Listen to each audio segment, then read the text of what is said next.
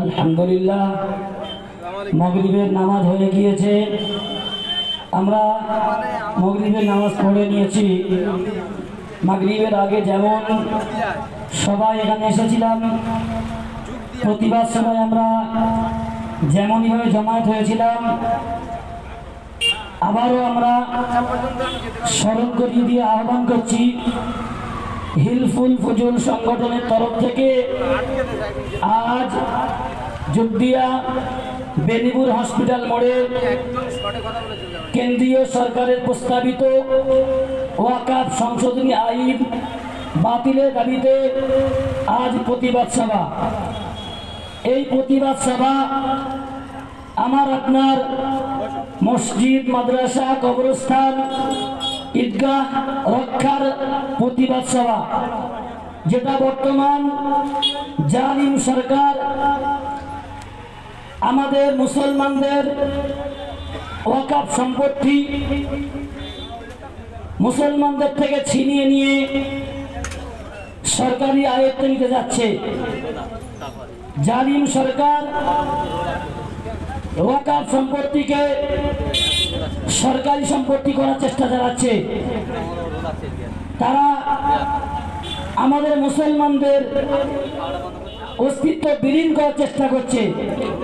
আমরা মুসলমান, আজকে আমাদের জাত, আজকে আমাদের দল সর্বশ্রেষ্ঠ, আমরা সবাই এক দল হয়ে একমত হয়ে আজকে আমরা কোনো দলের নয়, কোনো জাতের নয়, আজকে আমরা অস্তিত্ব লড়াই করব যে আমাদের মসজিদ, আমাদের মাদ্রাসা, আমাদের কবরস্থান, আমাদের ঈদগাহ, এটা আমাদের জিনিস, আমাদের থাকবে।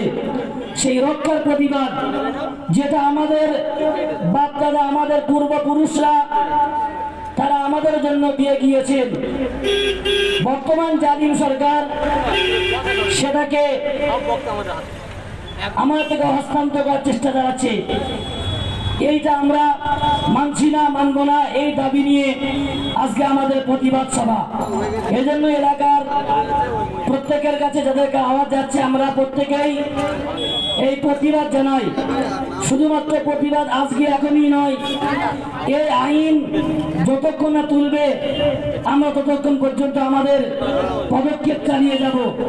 প্রয়োজন পর্যন্ত আমরা যতদিন পর্যন্ত আমাদের প্রচেষ্টা আমরা চালিয়ে যাবো ইনশাআল্লাহ। এজন্য এলাকায় যারা আছি আমরা প্রত্যেকেই মাইকের আওয়াজ পাচ্ছি। মাগরিবের আগে যেমন সবাই ছিলাম একত্রিত হয়ে, আবার সবাই চলে আসি। আমাদের আমন্ত্রিত ওলামায়ে কেরামগণ চলে এসছেন। বিশিষ্ট আলেম দ্বীন মাওলানা হাবিবুর রহমান সাহেব, তিনিও চলে এসছেন। বর্তমান প্রধান শিক্ষক মাদ্রাসা তকলিফুল উলুম মগরাহাট। এই যে প্রত্যেকে চলে আসি, আমরা জ্ঞান গর্ব কথা দেবেন, ওয়াকাফ সম্পর্ক কি আমাদেরকে বোঝাবেন। এজন্য আমরা প্রত্যেকে আমাদের সম্পত্তি আমরা হাতে নেব, এই দাবি নিয়ে প্রত্যেকেই চলে আসি। এখন আমাদের সম্মুখে কথা রাখার আগে না করবেন আমাদের সংগঠনের সদস্য, সহ সেক্রেটারি মাওলানা কারি ইয়ামান সাহেব। তিনি আসবেন, তাকে আহ্বান করব, তিনি নাম দিয়ে শুরু করবেন, তারপরেই কথা রাখবেন আমাদের লড়াকু সৈনিক মাওলানা হাবিবুর রহমান সাহেব।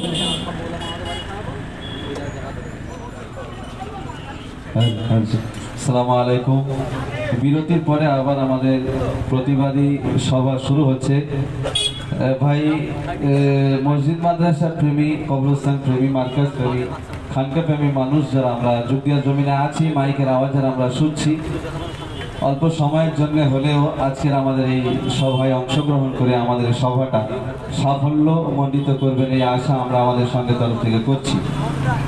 সংক্ষেপে একটি নাতে রাসূল সাল্লাল্লাহু আলাইহি ওয়াসাল্লাম পরিবেশন করছি আপনাদের সম্মুখে, মনোযোগ সহকারে শুনবেন। কেমনে গাহি তোমার গুণগান, কেমনে গাহি তোমার গুণগান, তোমার নূরেতে আলো তো জাহান, তোমার নূরেতে আলো তো জাহান। তোমার প্রশংসা করিল আল্লাহ,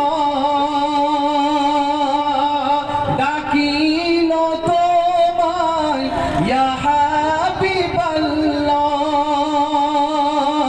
ডাকিল তোমায় ইয়া হাবিবাল্লাহ। তোমার গুণগান গাহে জিন ইনসান, তোমার গুণগান গাহে জিন ইনসান। আরশ পাকের তুমি মেহমান, আরশ পাকের তুমি মেহমান। তোমার গুণে তোমার রূপের গুণে ও মানে মিসাল হবে না দোনো জাহানে, মিসাল হবে না দোনো জাহানে।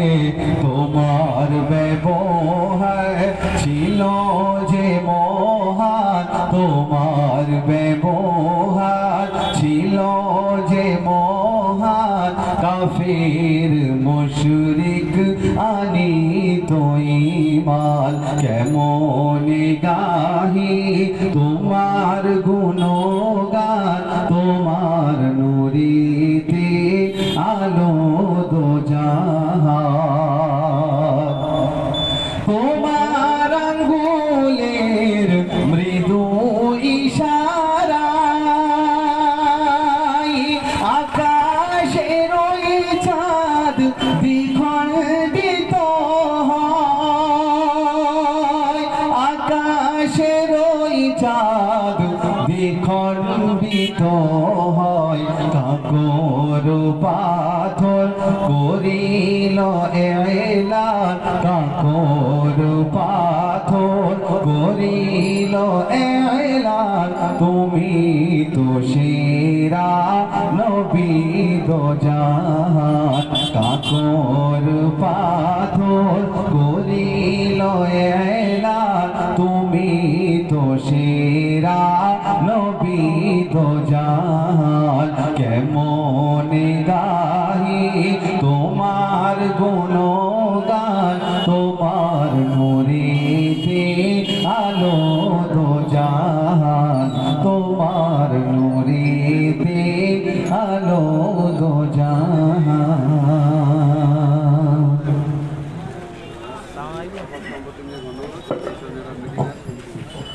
আলহামদুলিল্লাহ, মাশাআল্লাহ, সুন্দর নাচ শুনলাম বিশ্ব নবীর শানে।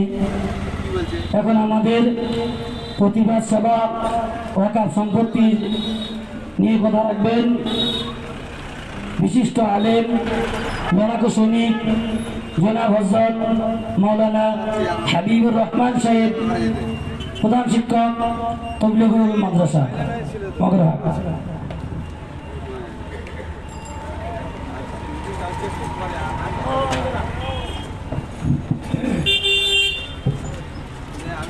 الحمد لله رب العالمين، والصلاة والسلام على سيد المرسلين. قال الله تبارك وتعالى في كلامه المجيد: أعوذ بالله من الشيطان الرجيم، بسم الله الرحمن الرحيم. وقال الذين كفروا لرسلهم لنخرجنكم من أرضنا أو لتعودن في ملتنا فأوحى إليهم ربهم لنهلكن الظالمين ওয়ালানুসকিনান্নাকুমুল আরদা মিন বাদিহিম যালিকা লিমান খাফা মাকামি ওয়া খাফা ওয়াঈদ সাদাকাল্লাহুল আযীম। সময় স্বল্পতার প্রতি লক্ষ্য রেখে শ্রেণীগতভাবে প্রত্যেককে আন্তরিক শুভেচ্ছা, অভিনন্দন ও ভক্তি ভালোবাসা জানিয়ে মাত্র 2-3টি কথা। প্রথম হলো, আজকে যে উদ্দেশ্যে আহত এই বিক্ষোভ সমাবেশ, ওয়াকফ যে আইনটা পাশ হয়েছে, এটা এমন নয় যে ওয়াকফের আইন নতুন হলো। 1995-এ ওয়াকফ সম্পত্তি সম্পর্কে যে আইন ছিল, বর্তমানে যে আইন নিয়ে আসা হয়েছে, এটা সেই আইনের বিরুদ্ধে সংবিধান বিরোধী কিছু সংশোধনী নিয়ে এসে এটাকে নতুন আইনে পরিণত করা হয়েছে। কি সংশোধনী নিয়ে আসা হয়েছে, ছিল কি, এটা তো আর 2-1টা সংশোধনী নয়। দীর্ঘ 44 পৃষ্ঠা ব্যাপী এই যে সংশোধনী বিল ছিল, তার মধ্যে 150 পরিবর্তন নিয়ে আসা হয়েছে।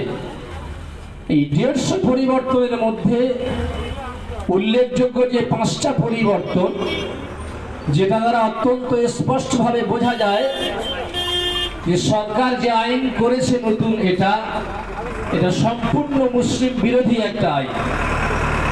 কি সেই উল্লেখযোগ্য 5টা পরিবর্তন?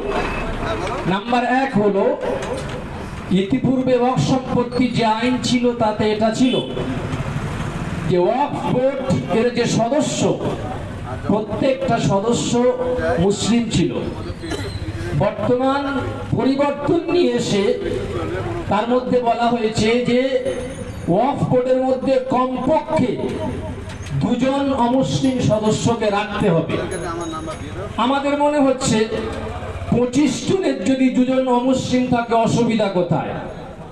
অসুবিধা এই জায়গায়, 2 জনকে শুধু সংযুক্ত করলে হবে না, অন্তর্ভুক্ত করলে হবে না, এই 2 জনকে ওয়াকফ বোর্ডের উঁচু কোনো পদ দিতে হবে, সেক্রেটারি কিংবা জয়েন্ট সেক্রেটারির পদ দিতে হবে।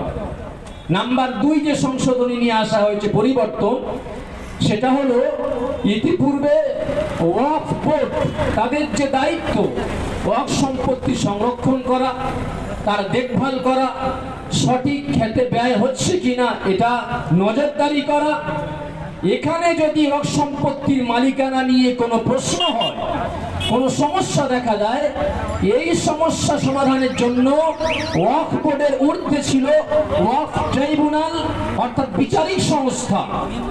এই বিচারিক সংস্থার কথাই শেষ কথা ছিল, তারা যে সিদ্ধান্ত দিত সেটাই চূড়ান্ত ছিল।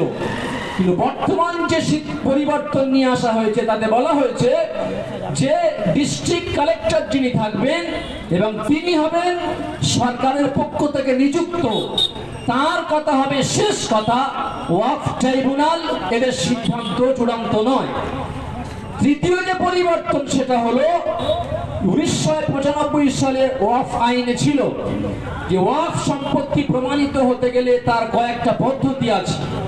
তার মধ্যে একটা পদ্ধতি হলো ওয়াকফ বাই ইউজার, মানে হলো যদি কোনো সম্পত্তি মুসলিমদের মসজিদ, মাদ্রাসা, ঈদগাহ, কবরস্থান, দরগা যাই হোক না কেন, যদি তার কোনো দলিল দস্তাবেজ প্রমাণাদি নাও থাকে, শুধুমাত্র কবরস্থান হিসাবে ব্যবহার হয়ে আসছে, মসজিদ হিসাবে ব্যবহার হয়ে আসছে, মাদ্রাসা হিসাবে ব্যবহার হয়ে আসছে, এই ব্যবহার হওয়াটাই এটা প্রমাণ এবং এটা আইনত সম্মত ছিল যে এটাকে মসজিদ, মাদ্রাসা, কবরস্থান হিসাবে এর মান্যতা দেওয়া হবে। বর্তমান যে পরিবর্তন নিয়ে আসা হয়েছে তাতে বলা হয়েছে এমন কোনো কথা চলবে না, বরং এর কাগজপত্র লাগবে। আর 4 নম্বর যে পরিবর্তন হলো সেটা হলো, ইতিপূর্বে যে ওয়াকফ ট্রাইব্যুনাল যেটা আগে বললাম তার কথা চূড়ান্ত ছিল, এ জায়গাকে ডিঙিয়ে কেউ হাইকোর্ট কিংবা সুপ্রিম কোর্ট এখানে চ্যালেঞ্জ জানাতে পারবে না। বর্তমান পরিবর্তন নিয়ে আসা আছে, বলা হয়েছে যে এর উপরেও কেউ যদি চায় ওয়াকফ সম্পত্তির মালিকানা নিয়ে হাইকোর্টে যেতে পারে, সুপ্রিম কোর্টে যেতে পারে। আর 5 নম্বর যে পরিবর্তন সবচেয়ে ভয়ানক, সেটা হলো যে আইন পাশ হয়ে যাওয়ার মাত্র 6 মাসের মধ্যে সমস্ত সম্পত্তি এটা রেজিস্ট্রেশনভুক্ত করতে হবে। যদি রেজিস্টারভুক্ত না করা হয় তাহলে সেই সম্পত্তির ওয়াকফ সম্পত্তি বলে গণ্য হবে না। এটা এতটাই ভয়াবহ যে মাত্র ওয়াকফ সম্পত্তির 10% এটা রেজিস্ট্রিভুক্ত রয়েছে, বাকি যে 90% 1995 সালের আইন অনুযায়ী যদি বলা হয় 90% ওয়াকফ সম্পত্তি তার রেজিস্ট্রেশন ভুক্ত করতে হবে, এটা খুব সহজ কাজ নয়। তার মানেই হলো এটা খুব পরিষ্কার যে ওয়াকফ সম্পত্তিকে লুণ্ঠন করার জন্য, কুক্ষিগত করার জন্য, হস্তগত করার জন্য, তাদের আয়ত্ত নেওয়ার জন্য এই আইন পাস করা হয়েছে। এটা হলো আমার প্রথম কথা। দ্বিতীয় বিষয় যেটা আমরা ধারণা করছি, ইতিপূর্বে এনআরসি হলো, সিএ হলো, সেক্ষেত্রে মানুষের উপচে পড়া ভিড় ছিল। কেন? সেক্ষেত্রে মানুষ নিজের অস্তিত্বের উপরে হুমকি অনুভব করতে পেরেছিল যে আমার আধার কার্ড যদি ঠিক না থাকে, আমার রেশন কার্ড যদি ঠিক না থাকে, আমার যদি ভোটার কার্ডের বানানটা আমার বাড়ির দলিলের সঙ্গে মিল না থাকে, তাহলে মনে হয় আমি ভারতবর্ষের জাতীয় নাগরিকত্ব হারিয়ে ফেলবো। এই ভয়ে যেখানে এনআরসি বিরোধী আন্দোলন হয়েছে আমরা উপচে পড়া ভিড় সেখানে দেখিয়েছি। এখন যেটা আমরা মনে করছি, মসজিদ যায় তো যাবে, আমি তো নামাজ পড়তে যাই না, ঈদগাহ যায় তো যাবে, কবরস্থান যায় তো যাবে, আমরা এই জায়গাটা এটা বুঝতে পারছি না যে মানুষ কেন এখানে সাড়া দিচ্ছে না। মনে রাখবেন, আমার আপনার হাতে যে আধার কার্ড আছে, যে রেশন কার্ড আছে, যে ভোটার কার্ড আছে, আপনি হয়তো অনেক কষ্ট করে কাউকে ঘুষ দিয়ে, টাকা খরচ করে, জুমার নামাজ ছেড়ে দিয়ে লাইনে দাঁড়িয়ে, রাত্রেবেলায় গিয়ে লাইনে দাঁড়িয়ে আপনার বানানগুলো ঠিক করে নিয়েছেন। মনে রাখবেন, আপনার আধার কার্ড, আপনার রেশন কার্ড, আপনার ভোটার কার্ড, এই বানানগুলো আবার ভুল প্রমাণিত করা এটা খুব কয়েক সেকেন্ডের কাজ। তাদের হাতে অনলাইন রয়েছে, তাদের হাতে কম্পিউটার রয়েছে। অতএব আমার আপনার যে নথিপত্রগুলো অনলাইনে রয়েছে, তারা চাইলে সেখান থেকে সবগুলো ভুল করে দিতে পারে। ভারতবর্ষের মুখে বাবরি মসজিদের পক্ষে সমস্ত দলিল প্রমাণ ছিল, তারপরেও ভারতবর্ষের সর্বোচ্চ আদালত সুপ্রিম কোর্ট পুরোপুরি একটা অন্ধবিশ্বাসের ভিত্তিতে, একটা ধর্মীয় আস্থার ভিত্তিতে বাবরি মসজিদের জায়গায় মন্দির নির্মাণের সিদ্ধান্ত দিল, আর সমস্ত দলিল প্রমাণগুলো আমাদেরকে জ্বালিয়ে ঝাল পুড়িয়ে পান্তা খেতে বললো। অতএব মুসলমান, আমার আপনার হাতে যদি আধার কার্ড নাও থাকে, রেশন কার্ড নাও থাকে, এ মসজিদ মাথা উঁচু করে দাঁড়িয়ে আছে, মানে হলো প্রমাণ বহন করছে মুসলমান ভারতবর্ষে আছে, ছিল। যদি কবরস্থান তার অস্তিত্ব দিয়ে প্রমাণ করছে এখানে যুগ যুগ ধরে, হাজার বছর ধরে মুসলমানের অবস্থান ছিল। অতএব আমাদের যে সমস্ত জাতীয় নাগরিকত্বের প্রমাণের কার্ডগুলো রয়েছে, এর তুলনায় অধিক শক্তিশালী প্রমাণ হলো আমার আপনার এই ধর্মীয় প্রতিষ্ঠানগুলো, ধর্মীয় সম্পত্তিগুলো। যদি আমি আপনি এদিকে গুরুত্ব না দিই, মনে রাখবেন এটা আমার আপনার শুধু জায়গার উপর হস্তক্ষেপ নয়, আমার আপনার অস্তিত্বের উপরে। ভারতবর্ষের স্বাধীনতার পর থেকে নিয়ে এ পর্যন্ত মুসলমানদের ঈমান অস্তিত্বের বিরুদ্ধে যত হুমকি এসেছে, তার মধ্যে সবচাইতে মারাত্মক এবং সবচাইতে ভয়ানক বর্তমান যে বিলটা পাশ করে আইনে পরিণত করা হয়েছে, এখানে যদি আমরা রুখে না দাঁড়াই, মনে রাখবেন আগামী দিনে তাদের সামনে আর কোনো বাধা নেই, তারা এটা বলতে দ্বিধাবোধ করবে না। পরবর্তী বিল আসছে, সমস্ত অভিন্ন দেওয়ানি বিধি, মানে এক দেশ এক আইন। মুসলমান তোমাদের ধর্মীয় স্বাধীনতা থাকবে না, স্বকীয়তা থাকবে না, ধর্মীয় ঐতিহাসিক ঐতিহ্য থাকবে না। পরবর্তী আইন আসতে চলেছে, ভারতবর্ষ এটা হিন্দু রাষ্ট্র, কোনো বাধাই থাকবে না। সেজন্য ভাইরা আমার, মাথায় নিতে হবে বিষয়টা। মনে করছে আইনে পরিণত হয়ে গিয়েছে, আর কি ফিরানো যাবে? ফিরানো যাবে না, যাবে না। এ তো সবে আইনে পরিণত হয়েছে। এই ভারতবর্ষের মুখে যেখানে 200 বছর পর্যন্ত ইংরেজ সরকার বিশাল দাপটে রাজত্ব করেছে, সেই জায়গায় ভারতবর্ষের এই মুসলমানরা, উলামায়ে কেরাম, তারা ভারতবর্ষের অলিতে গলিতে, প্রান্তে প্রান্তে, দিক দিগন্তে ছড়িয়ে পড়ে মুসলিম জনতাকে সচেতন করে, জাগ্রত করে জিহাদের জন্য তৈরি করেছিলেন। যে বর্তমান ভারতবর্ষে আমাদের ইমান অস্তিত্ব হুমকির সম্মুখীন, সেই ইংরেজকে বিতাড়িত করে আইন নয়, আমরা সংবিধান রচনা করেছিলাম। আমরা যে সংবিধান রচনা করেছি সেই সংবিধানে কেউ যদি পরিবর্তন আসে, ইনশাআল্লাহ আমাদের সেই হিম্মত আছে, যদি আমরা আবারও এক হতে পারি, ঐক্যবদ্ধ হতে পারি, যে সংবিধান আমরা রচনা করেছিলাম সেখানে যারা আঁচ এনেছে, ভারতবর্ষ আমাদের ছিল। আমরা তো 700 বছর ভারতবর্ষে রাজত্ব করেছি, 700 বছর পরে ভারতবর্ষ আমাদের হাত থেকে নিয়ে নেওয়া হলো। যাদের হাত থেকে সম্পদ যায় তাদের জ্বালা বেশি থাকে, তাই তো ভারতবর্ষের স্বাধীনতা সংগ্রামের অগ্রণী ভূমিকা উলামাদের ছিল, মুসলমানদের ছিল। আজ আমরা যে সংবিধান রচনা করেছিলাম সেই সংবিধানের বিরুদ্ধে যদি আঁচ আসে, আমরা আমাদের মাতৃভূমির মান রক্ষার্থে, সংবিধানের মান রক্ষার্থে আমরা আমাদের উলামায়ে কেরাম তারা যে নির্দেশনা দেবে তাদের লাভবাহিক জানাবো ইনশাআল্লাহ। একটু হাত তুলে জানান ইনশাআল্লাহ। মনে রাখবেন, মুসলমান পৃথিবীতে যেখানেই থাক না কেন তার দুটো রাস্তা, ইনিল হুকমু ইল্লা লিল্লাহ, বিধান চলবে আল্লাহর। মানে মুসলমান যদি কোনো জায়গায় বসবাস করে আর সে যদি নির্বিঘ্নে নিরাপদে নিজের ইসলামকে পালন করতে না পারে, সম্ভব নয়, তাহলে মুসলমানের ওই জায়গায় থাকা হারাম। ওই জায়গায় থেকে অন্যত্র যেখানে নিরাপদে গিয়ে তার ঈমান ইসলামকে পালন করতে পারবে, সে জায়গায় চলে যাওয়া তার উপরে ফরজ হয়ে যায়। এর নাম হলো হিজরত। আর এটাই রাসূলুল্লাহ সাল্লাল্লাহু আলাইহি সাল্লাম মক্কা থেকে মদিনায় গিয়েছিলেন, সাহাবায়ে কিরাম মক্কা থেকে মদিনায় গিয়েছিলেন, মক্কা থেকে হাবশায় গিয়েছিলেন।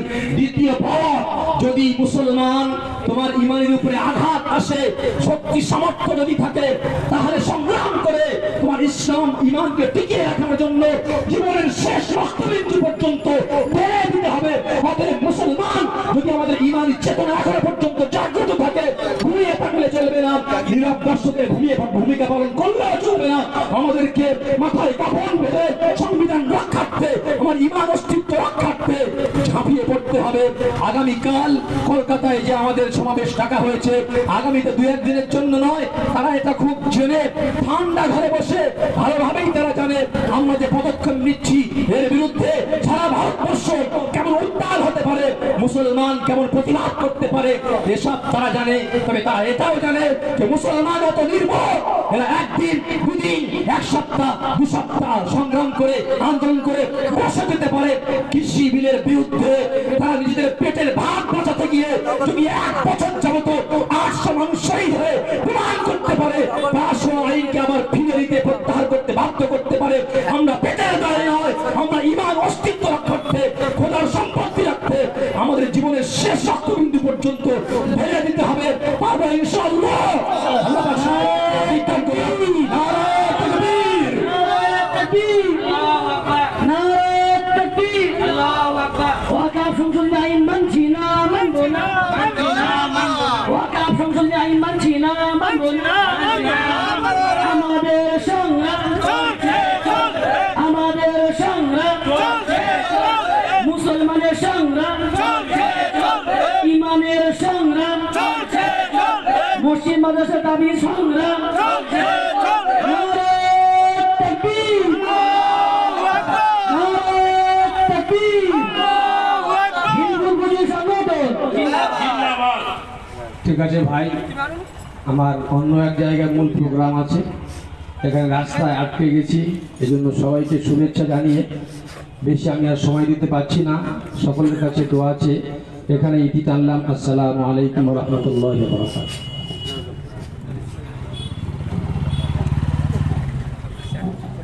আমাদের স্বনামধন্য শিক্ষক মাওলানা সাহেবের মুখ থেকে শুনলেন আপনারা বর্তমান পরিস্থিতি আমাদের কেমন আর আগামীতে কেমন হতে চলেছে। যদি আমরা প্রতিবাদ সবাই না লাভি, আমরা আমাদের দাবি যদি না করি, তাহলে কেমন হতে পারে পরিস্থিতি আমরা শুনেছেন। এজন্য আমাদের সজাগ হতে হবে যে আমরা আমাদের দাবি যখন করেছি, আমরা দাবি পূরণ করবো ইনশাআল্লাহ। এজন্য প্রত্যেকেই সর্ব অবস্থায় ঈমানি দায়িত্ব নিয়ে মুসলমানের হক নিয়ে আমাদের মসজিদ, মাদ্রাসা, কবরস্থান, ঈদগাহ বাঁচানোর লক্ষ্যে সর্ব অবস্থায় তৈরি হতে হবে ইনশাআল্লাহ। এজন্য আমরা প্রত্যেকেই লাভবাহী হব। এখন আমাদের সম্মুখে ওয়াকফ সম্পত্তি সম্পর্কে আমাদের মাদ্রাসা শিক্ষক, আমাদের শিক্ষক মাতার মুকুট মাওলানা মুফতি আব্দুল জলিল সাহেব কিছু কথা রাখবেন।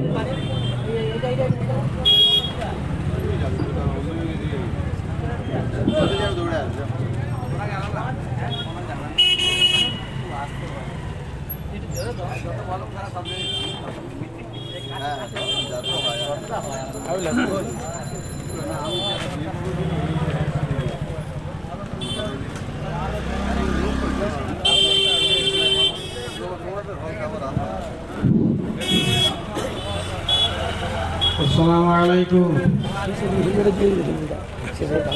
আলহামদুলিল্লাহ আলহামদুলিল্লাহ ওয়া সালামুন আলা ইবাদিল্লাযিনা ইসতাফা আম্মা বা'দ। ফাকাদ ক্বালা আল্লাহু তাআলা ফি কালামিহি মাজিদ বিসমিল্লাহির রাহমানির রাহিম। ওয়ালাকাদ জিদান্না আশাদ্দান নাস আদাওয়াতান লিল্লাযিনা আমানুল ইয়াহুদ ওয়াল্লাযিনা আশরাকু ওয়ালাকাদ জিদান্না আকরামুহুম মা'আদাতান লিল্লাযিনা আমানু আল্লাযিনা ক্বালু ইন্না নাসারা ফাইনা মিনহুম কিসসিনা রুহবানা ওয়া আনহুম লা ইস্তাকবিরুন। وقال الله تعالى في كلامه المجيد بسم الله الرحمن الرحيم يا أيها الذين آمنوا إذا قال الله رسوله بأمر فلا خيار لهم على أمرة من أمرهم صدق الله مولانا العظيم। শ্রদ্ধেয় উলামা কেরাম, দিনদারি ভাইরা, আজকের এই প্রতিবাদ সভা কেন এটা আপনারা নিশ্চয়ই বুঝেছেন। তবে তার আগে আমি একটা অনুরোধ করছি, জাতি ধর্ম বর্ণ নির্বিশেষে প্রত্যেক মানুষকে এই আন্দোলনের শরীক হওয়া উচিত।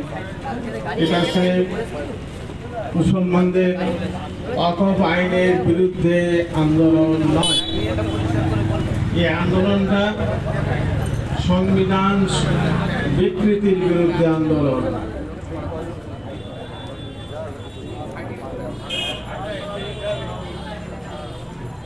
সংবিধান বিকৃতি করার মানে আন্দোলন।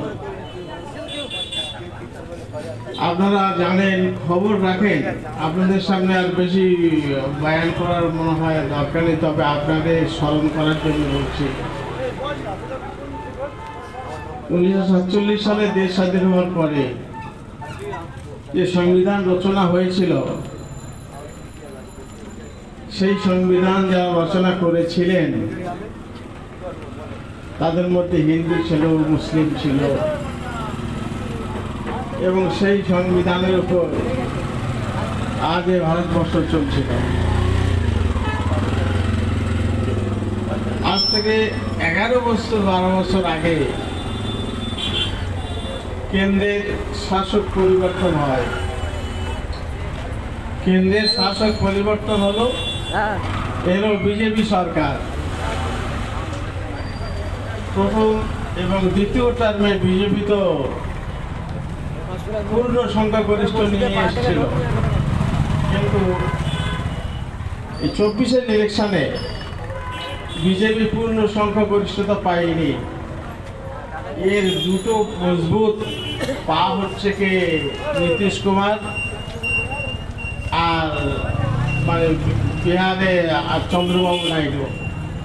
এরাই হচ্ছে কি এদের উপর ঘাড়ে ভর দিয়ে আজ বিজেপি সরকার আছে। এই বিজেপি সরকার আসার পর থেকে নিয়ে দেশের যত আইন আছে, যা কর্মসূচি বিজেপিরা নিয়েছিল, সেই কর্মসূচির উপর বিজেপি আজ দাঁড়িয়ে নেই। এই ভারতবর্ষের বেকারত্ব নিয়ে তাদের কোনো বক্তব্য নেই, ভারতবর্ষের চাকরি নিয়ে কোনো বক্তব্য নেই, ভারতবর্ষের মহঙ্গাই নিয়ে কোনো বক্তব্য নেই। তাদের একটি মাত্র বক্তব্য যে মুসলমানদের বিরুদ্ধে আইন পাশ করো। একের পর এক যেখান থেকে ক্ষমতায় আছে আজ পর্যন্ত অন্তত 5টা বিল পাশ করেছে মুসলমানদের বিরুদ্ধে। চাকরি বাকরি পাওয়ার নিয়ে এদের কোনো কথা নেই, মানে কি বলে বেকারত্ব নিয়ে এদের কোনো কথা নেই, মহঙ্গাই নিয়ে এদের কোনো কথা নেই। এদের মূল উদ্দেশ্য হচ্ছে মুসলমানদের বিরুদ্ধে বিল পাস করো এবং মুসলমানদের অস্তিত্বকে বিনষ্ট করে দাও, মুসলমানদের অস্তিত্বকে শেষ করে দাও। এদের একটাই কর্মসূচি আছে, 3 তালাক বিরোধী আইন আনা হলো। বলা হলো কি যে 3 তালাক আইন মুসলমান মেয়েদের নাকি বিধবা বানিয়ে দেয়, ভিখারি বানিয়ে দেয়, তারা ভিক্ষা করে বেড়ায়। সুতরাং 3 তালাক আইন এনে সেই সমস্ত মুসলিম মায়েদের মেয়েদের উপকার করছে। আচ্ছা বলতে পারেন এই সারা ভারতবর্ষে মানে 543টা যে এমপি আছে, এই 543টা এমপির মধ্যে কোনো একজন মুসলিম মহিলা এমপি আছে? কোনো একজন মুসলিম মহিলা এমপি আছে কি? নেই। এই 543টা এমপির মধ্যে কোনো একজন মুসলিম মানে পুরুষ এমপি আছে কি? নেই। এই 543টা এমপির মধ্যে মানে কোনো একজন মুসলিম এমপি কেন্দ্রের মন্ত্রী হয়ে আছে কি? নেই। মুসলমানদের উপরে এত দরদ কিসের? এত দরদ কিসের? প্রতিদিন বিধবা মুসলিম মহিলারা তোমার বাড়িতে ভিক্ষে করতে যায়, তোমার বাড়িতে মানে বিরক্ত করতে চায়? যায় না। তবু তোমরা সংখ্যা গরিষ্ঠতার জেরে আজ 3 তালাক অবৈধ বিল পাস করে দিলে। ঠিক তেমনি মানে তোমরা সংখ্যা গরিষ্ঠতার জেরে আজ ওয়াকফ বিল পাস করিয়ে দিলে। এই ওয়াকফটা কি এই সম্পর্কে একটু দেখে জানা প্রয়োজন। ওয়াকফ 2 রকম হয়, একটা হচ্ছে ওয়াকফ আলাল আওলাদ, একটা হচ্ছে ওয়াকফ লিল্লাহ। ওয়াকফ আলাল আওলাদ মানে জমিদার যারা, বড়লোক যারা, জমিনওয়ালা যারা, তারা কিছু সম্পত্তি তাদের আওলাদের নামে ওয়াকফ করে যায় এবং সেই সম্পত্তির কিছু একটা অংশ মসজিদ, মাদ্রাসা বা ঈদগাহ বা গুরুস্থানের নামে তার বডিতে লিখে রেখে যায়। এই সম্পত্তিটা বিক্রি নেওয়া এবং হস্তান্তর করা যায় না।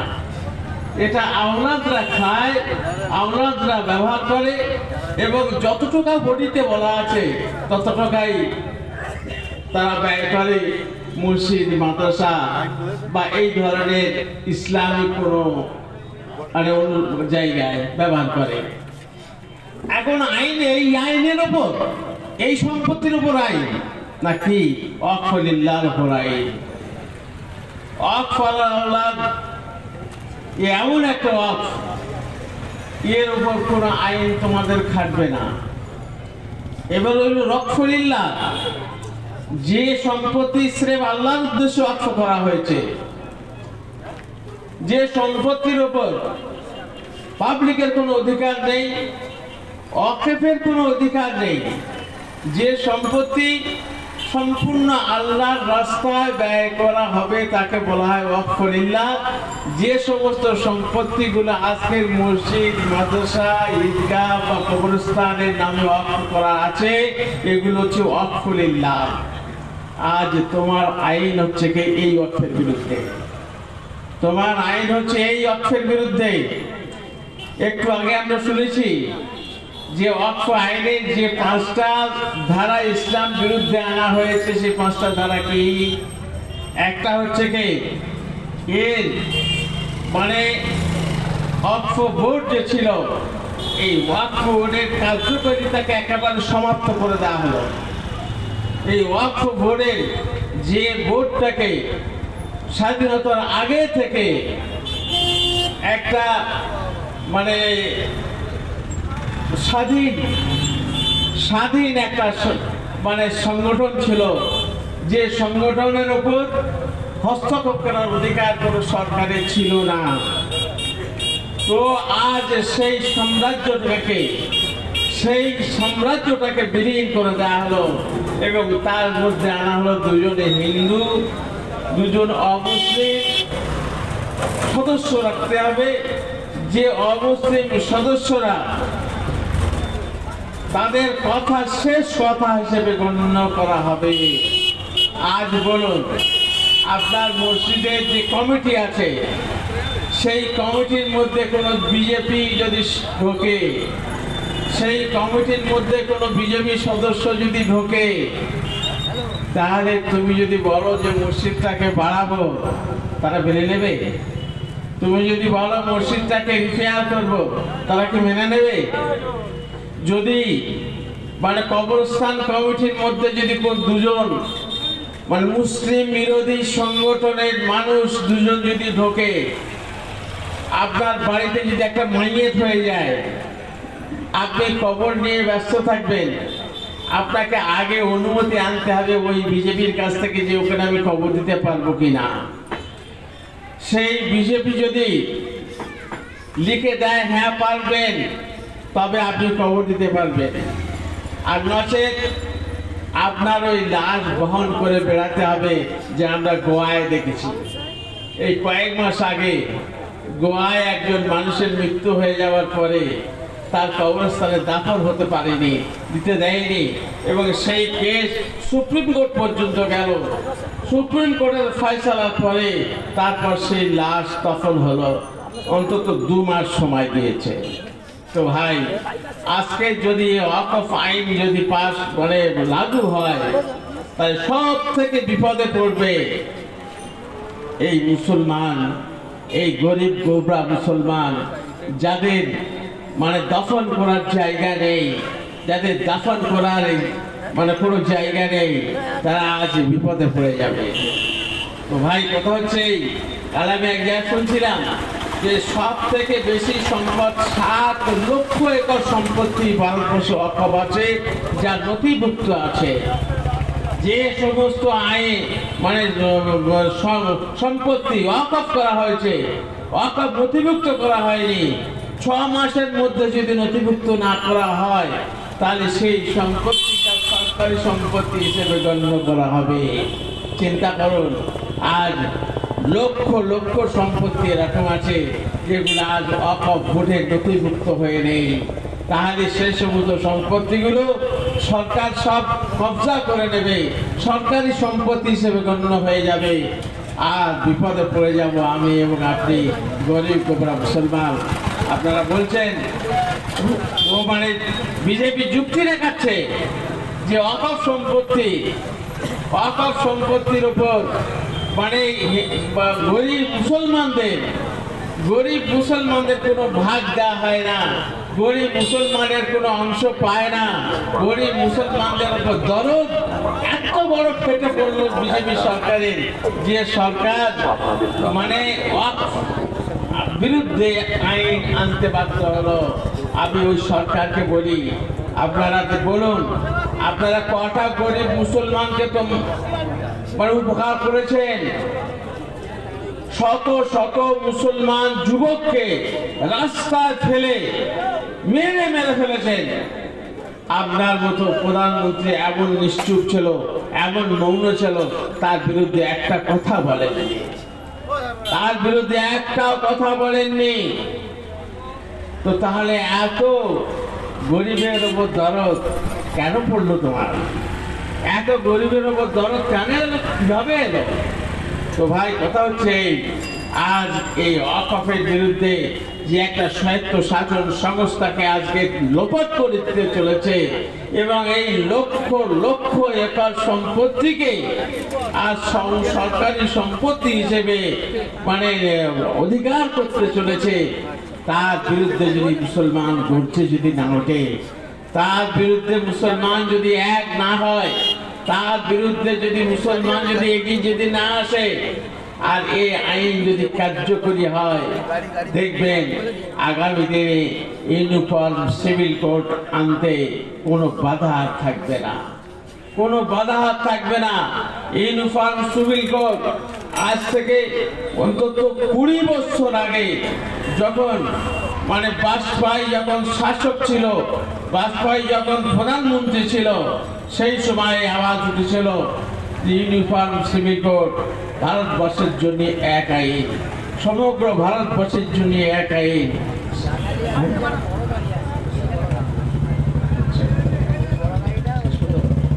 তো যাই হোক, কথা হচ্ছে যে মানে আমি আর বেশি লম্বা বক্তব্য রাখছি না, আমি শেষ করে দিচ্ছি। আপনাদের কাছে একটা আবেদন আপনি রাখছি যে আপনারা এই আন্দোলন আজ শুরু হয়নি, এই আন্দোলন এই শুরু, এর কখন কবে কোথায় শেষ হবে আমরা বলতে পারি না। যতক্ষণ পর্যন্ত আইন উইথড্র না করা হবে, যতক্ষণ পর্যন্ত আইন শেষ না করা হবে, ততদিন পর্যন্ত আমাদের আন্দোলন চলবে। মুসলমান কাউকে ভয় করে না, মুসলমান মৃত্যুর ভয় করে না, মুসলমান রক্তের ভয় করে না, মুসলমান একমাত্র আল্লাহকে ভয় করে, অন্য কোনো জাতিকে মুসলমান ভয় করে না।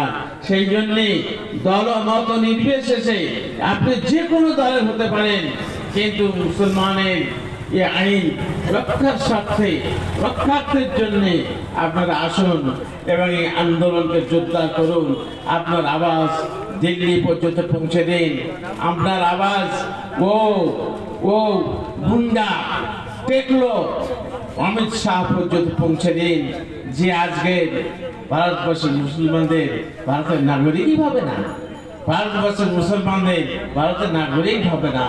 আমি যে আয়াতটা পড়েছি, সে আয়াত সম্পর্কে একটা কথা বলি। সব থেকে বড় শত্রু হচ্ছে তোমাদের ইহুদি এবং মুশরিক। পৌত্তলিকেরা, সব পৌত্তলিক নয়, অনেক পৌত্তলিক এরকম আছেন যাদের মধ্যে মানে মানসিকতা আছে, বিবেক আছে, বুদ্ধি আছে। তারাও জানেন যে সরকার আজ কত মুসলমানদের শত্রু হয়ে দাঁড়াচ্ছে এবং যার জন্যে তারাও আমাদের পাশে দাঁড়াতে চায়। সেই জন্যে প্রত্যেক মানুষের কাছে আমি অনুরোধ করছি, এই জায়গায় আপনারা সমস্ত ভেদাভেদ ভুলে, সমস্ত কিছু ভুলে আপনারা আসুন এবং এই আওয়াজ তুলুন যে ইসলামের কোনো ক্ষতি হতে আমরা দেব না। আগামীকাল যে কলকাতায় মিটিং ডাকা হয়েছে, সেই মিটিংকে সফলমণ্ডিত করার জন্যে এখানে 9টায় 40 ট্রেন যাবে। 9টায় 40-এর সমস্ত ট্রেনে সমস্ত মুসলমান ভাইয়েরা যাবেন এবং টিকিট কাটতে হবে না। এই কারণে সবাই এসে 9টায় 40 ট্রেন ধরবেন হোগলা থেকে এবং আপনারা সবাই কলকাতা পৌঁছে যাবেন এবং মানে বেশি থেকে বেশি করে আপনারা যাওয়ার চেষ্টা করবেন। এই পর্যন্ত বলে আমার ক্ষুদ্র বক্তব্য সমাপ্ত করছি। আপনারা সহযোগিতা করুন, বিজয় আমাদের আছে, বিজয় আমাদের আসবে।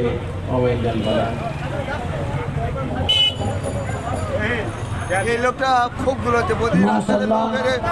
আলহামদুলিল্লাহ, আমাদের হুজুর কথা রাখলেন, আমরা শুনলাম। হুজুরের জ্ঞানগর্ভ কথা বলতে দিলে আমাদের রাত পার হয়ে যাবে, সরাসরি হবে না। কিন্তু বেয়াদবি হুজুরকে মাপ চেয়ে নিই। আজকে বর্তমান পরিস্থিতি ও সময়ের সংক্ষেপ, এজন্য আমাদের বাইরে থেকে অনেকে মেহমান এসছেন, তারা কথা বলবেন। এখন আমাদের সম্মুখে কথা বলবেন আইনজীবী জনাব সরফরাজ সাহেব। তার আগেই একটা আমাদের এই প্রতিবাদ সভা, যে আমরা ওয়াকফ সম্পত্তির আইন মানব না, মানছি না, মানব না, এই নিয়ে একটা তারানা লিখেছেন কারি আমিন সাহেব, তিনি গাইবেন। তারপরে আমাদের আইনজীবী সরফরাজ সাহেব কথা রাখবেন।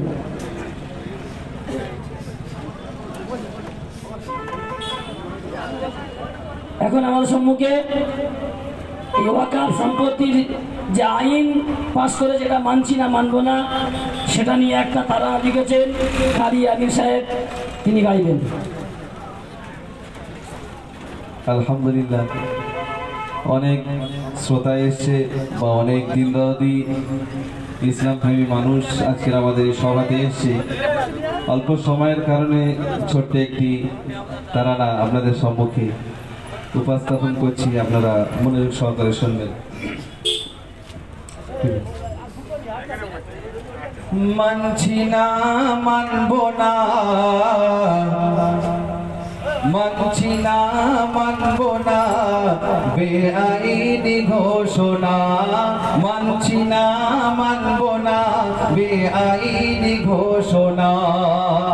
জান থাকিতে মোরা মোদের জায়গা ছাড়বো না, মানছি না মানবো না বেআইনি ঘোষণা, মানছি না মানবো না বেআইনি ঘোষণা। জান থাকিতে মোরা মোদের জায়গা ছাড়বো না। মোদি তুমি বোঝনি বুঝছো না মুসলমানের সীমানা, তুমি বোঝনি বুঝছো না মুসলমানের সীমানা। তুমি বুঝবে বেলা হলে তোমার গদি থাকবে না, মানছি না মানবো না বেআইনি ঘোষণা। জান থাকিতে মোরা মোদের জায়গা ছাড়বো না, তুমি বোঝনি বুঝছো না মুসলমানের সীমানা। তুমি বুঝবে বেলা হলে তখন তোমার গদি থাকবে না, মানছি না মানবো না বেআইনি ঘোষণা। মোরা মরলে শহীদ বাঁচলে গাজী তুমি জানো না, নমরুদের মতো খোদা তোমার কোনো চিহ্ন রাখবে না। মোরা মরলে শহীদ বাঁচলে গাজী তুমি বোঝো না, নমরুদের মতো খোদা তোমার কোনো চিহ্ন রাখবে না, কোনো চিহ্ন রাখবে না। তুমি ভুলে গেছো এই ভারতে মুসলমানের কি অবদান আছে। ভারত স্বাধীনে লাখো আলেম রক্ত দিয়েছে, কত রক্ত দিয়েছে। তুমি ভুলে গেছো এই ভারতে মুসলমানদের কি অবদান আছে।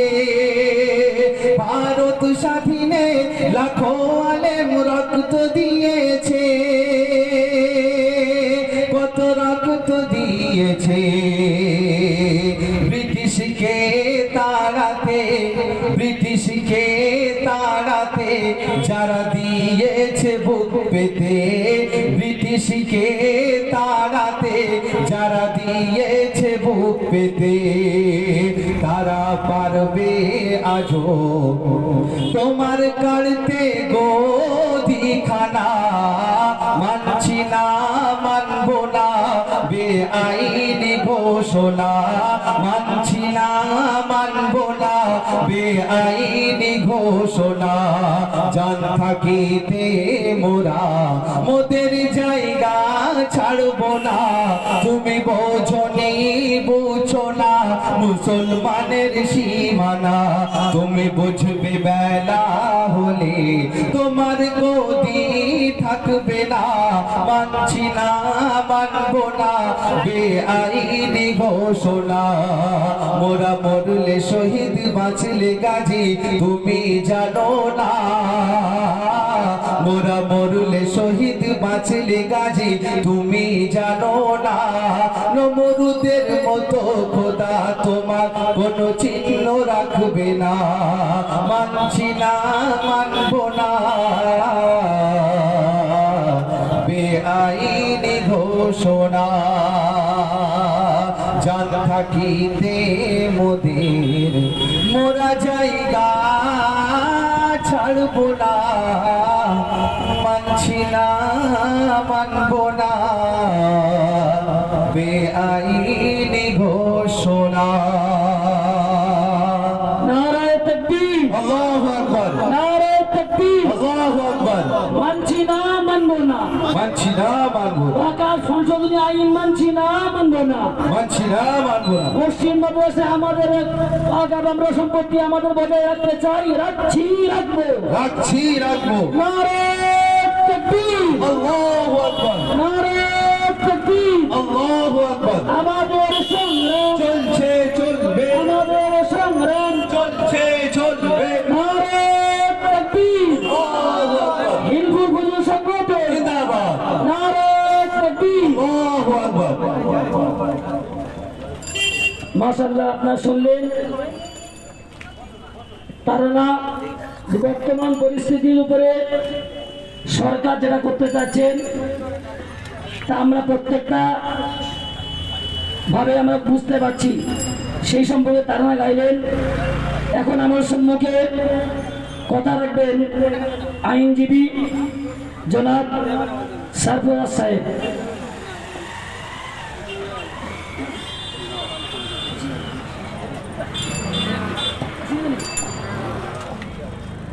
আসসালামু আলাইকুম ওয়া রাহমাতুল্লাহি ওয়া বারাকাতুহু। ওয়ালাইকুম আসসালাম। ওপরে উঠুন ভাইজান।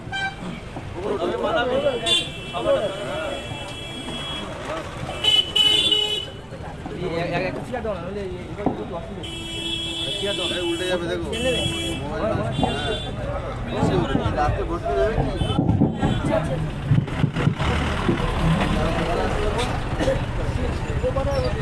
ভাই, আমরা আজকে যোগদিয়া ডাক্তার হসপিটাল মোড়ে একত্রিত হয়েছি। যোগদিয়ার মানুষ তথা মগরাহাটের মানুষ আমরা অবগত আছি যে আমাদের কি কারণে আজকে একত্রিত হতে হলো। হঠাৎ করে কেন জমিয়ত উলামায়ে হিন্দ থেকে শুরু করে হিলফুল ফুজুল সংগঠন কেন ডাক দিল যে আপনারা চলুন যোগদিয়া ডাক্তারখানায়, যোগদিয়া হসপিটাল মোড়ে কেন আমাদের আসতে হলো?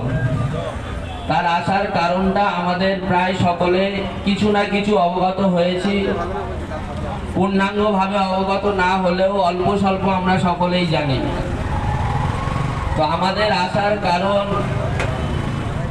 ভারতবর্ষের কেন্দ্রীয় সরকার যে সাম্প্রদায়িকতার আগুন নিয়ে খেলছে, সেই সাম্প্রদায়িকতার আগুনের একটি শিখা হলো ওয়াকাফ সংশোধনী বিল।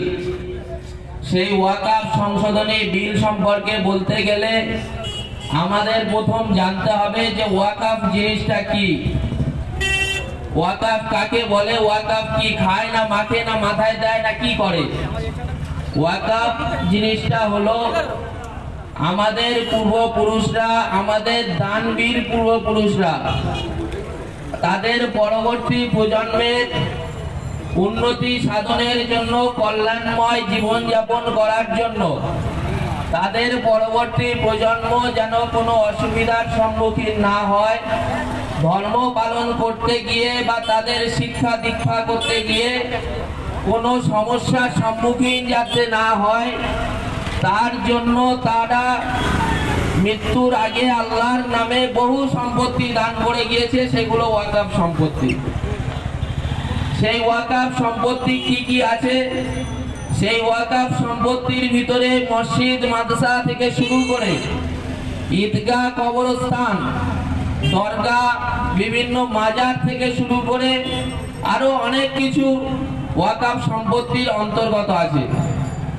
সেই ওয়াকাফ সম্পত্তিগুলোকে ভারতবর্ষের কেন্দ্রীয় সরকারের কেন এত মুসলিম দরদি হতে হলো, যে এত দরদ হয়েছে যেরকম ভাত ফুটতে ফুটতে উতলে গিয়ে চুলোটা নিভে যায়, সেই রকম ভারতবর্ষের সরকারের এত মুসলিমদের প্রতি প্রেম জেগেছে যে ভাত যাতে রান্না হচ্ছে সেই চুলোর ফ্যানটাকে উতলে উতলে সেই চুলোটাকে নিভিয়ে দেওয়ার জন্য প্রেম সৃষ্টি হয়েছে ভাই, তাছাড়া অন্য কিছু নয়। তারা পার্লামেন্টে যে বিলটা নিয়ে এসছে ওয়াকাফ সংশোধনী বিল, সেই ওয়াকাফ সংশোধনী বিলে পরিষ্কারভাবে বলেছে যে ওয়াকাফ যে কমিটিগুলো আছে তার ভিতরে দুজন অমুসলিম ভাইকে ঢোকাতে হবে। ভাই, আমাদের সম্পত্তি আমাদের পূর্বপুরুষরা আমাদের জন্য রেখে গিয়েছে, সেই সম্পত্তি পরিচালনা করার দায়িত্ব আমাদের। সেখানে কেন অন্য ধর্মের মানুষকে ঢুকিয়ে একটি বিভ্রান্তিকর পরিস্থিতির সৃষ্টি করে একটা অরাজকতা সৃষ্টি করার চক্রান্ত এই সরকারের প্রথম থেকেই রয়েছে। এই সরকার বলছে দেশ সকলের, তাহলে আইন সকলের জন্য হতে হবে। হ্যাঁ ভাই, আমরাও বলছি আইন সকলের জন্য সমান। যখন ওয়াকফ বোর্ডের ভিতরে দুটো অমুসলিম ভাই, সে আমরা বলছি দুটো অমুসলিম ভাই কেন ঢুকবে, তাহলে বিভিন্ন হিন্দু ভাইদের বা খ্রিস্টান ভাইদের বা অমুসলিম ভাইদের বিভিন্ন আশ্রম রয়েছে, ভারত সেবাশ্রম থেকে শুরু করে রামকৃষ্ণ আশ্রম, বিভিন্ন মন্দির রয়েছে, বিভিন্ন সবরমতী মন্দির থেকে শুরু করে বহু মন্দির রয়েছে, তাদেরও লক্ষ লক্ষ একর সম্পত্তি রয়েছে। সেই সমস্ত কমিটির ভিতরে তাহলে মুসলিমদেরকেও ঢোকাও, তাতে নয়। কারণটা হলো ওয়াকফ বোর্ডের ভিতরে দুজন অমুসলিমকে ঢুকিয়ে দিয়ে তাদেরকে প্রেসিডেন্ট বা চেয়ারম্যান বা সেক্রেটারি করে দিয়ে সেই ওয়াকফটাকে বকলমে চালিত করবে আরএসএস নামক সংগঠন। সেই আরএসএস সংগঠনের অঙ্গুলি হিলনে আজকের দেশের সরকার চলছে। দেশের সরকারের কোনো স্বাধীনতা নেই যে তারা নিজেরা কিছু একটা আইন পাস করবে, তারা নিজেরা কিছু করবে। ভারতবর্ষের সরকার আজকে বলছে মুসলমান দাঙ্গাবাজ, মুসলমান বিভিন্ন রকমের দাঙ্গা তৈরি করছে এই বিল নিয়ে। আজকে কিছু অমুসলিম ভাইদের জ্ঞাতার্থে জানিয়ে রাখা দরকার, অনেক অমুসলিম ভাইরা মনক্ষুণ্ণ হচ্ছে যে কেন হঠাৎ করে মুসলমান এরা রাস্তা অবরোধ করছে, এরা ট্রেন অবরোধ করছে, এরা বিভিন্ন জায়গায় সভা সমিতি করে বেড়াচ্ছে, এর জন্য বিভিন্ন মানুষের সমস্যার সম্মুখীন হচ্ছে। তাদেরকে বলে রাখা দরকার, ভাই আমরা এই সমস্যাটা তৈরি করতে চাইনি। কেন্দ্রীয় সরকার আমাদের বিরুদ্ধে জিহাদ ঘোষণা করেছে, তাহলে আমাদের বিরুদ্ধে যদি কেউ জিহাদ ঘোষণা করে তাহলে সেই জায়গায় তো আমাদের লড়াইটা লড়তে হবে ভাই, কি লড়তে হবে তো। সেই লড়াই লড়তে গিয়ে আমরা কিন্তু শান্তি বজায় রেখে আমরা সেই লড়াই লড়ছি। আমাদের কোনো মিটিং মিছিলে অশান্তির কোনো জায়গা দেখবেন না। মুসলমান অনেক ধৈর্যশীল জাত, সেই ধৈর্যশীলতার পরিচয় দিয়েছে 2014 সালে এই বিজেপি সরকারের, বিজেপি দলের নেতৃত্বাধীন যে কেন্দ্রীয় সরকার চলছে, তারপর থেকে যে 3 তালাক আইন তৈরি করলো, সেই 3 তালাক আইন থেকে শুরু করে মুসলমান সেটা মেনে নিয়েছে মাথা পেতে, কিন্তু মন থেকে মেনে নেয়নি। সে আইন কিন্তু বাস্তবে লাগু করা খুব কষ্টকর। তারপরে হলো বাবরি মসজিদের রায়, বাবরি মসজিদের রায় মহামান্য সুপ্রিম কোর্টের রায় মুসলমান মাথা পেতে মেনে নিয়েছে। মুসলমান কোনো দাঙ্গাতে যায়নি, মুসলমান কোনো ঝামেলায় যায়নি। তারপরে হলো এনআরসি নামক খাতারনাক বিল, সেই বিলেও মুসলমান আন্দোলন করেছিল শান্তিপূর্ণ, কিন্তু এই বিজেপি নামক সরকার দেখছে যে মুসলমানটা একটা টেস্ট টিউবের মতো ব্যবহার করছে মুসলমান জাতকে। এদের ওপর থেকে বিভিন্ন রকমের টেস্ট হচ্ছে, একের পর এক টেস্ট করতে করতে যখন ওয়াকফ সংশোধনী বিলটা নিয়ে এসছে, আমরা কিন্তু একদম দেয়ালে পিঠ থেকে গিয়েছে।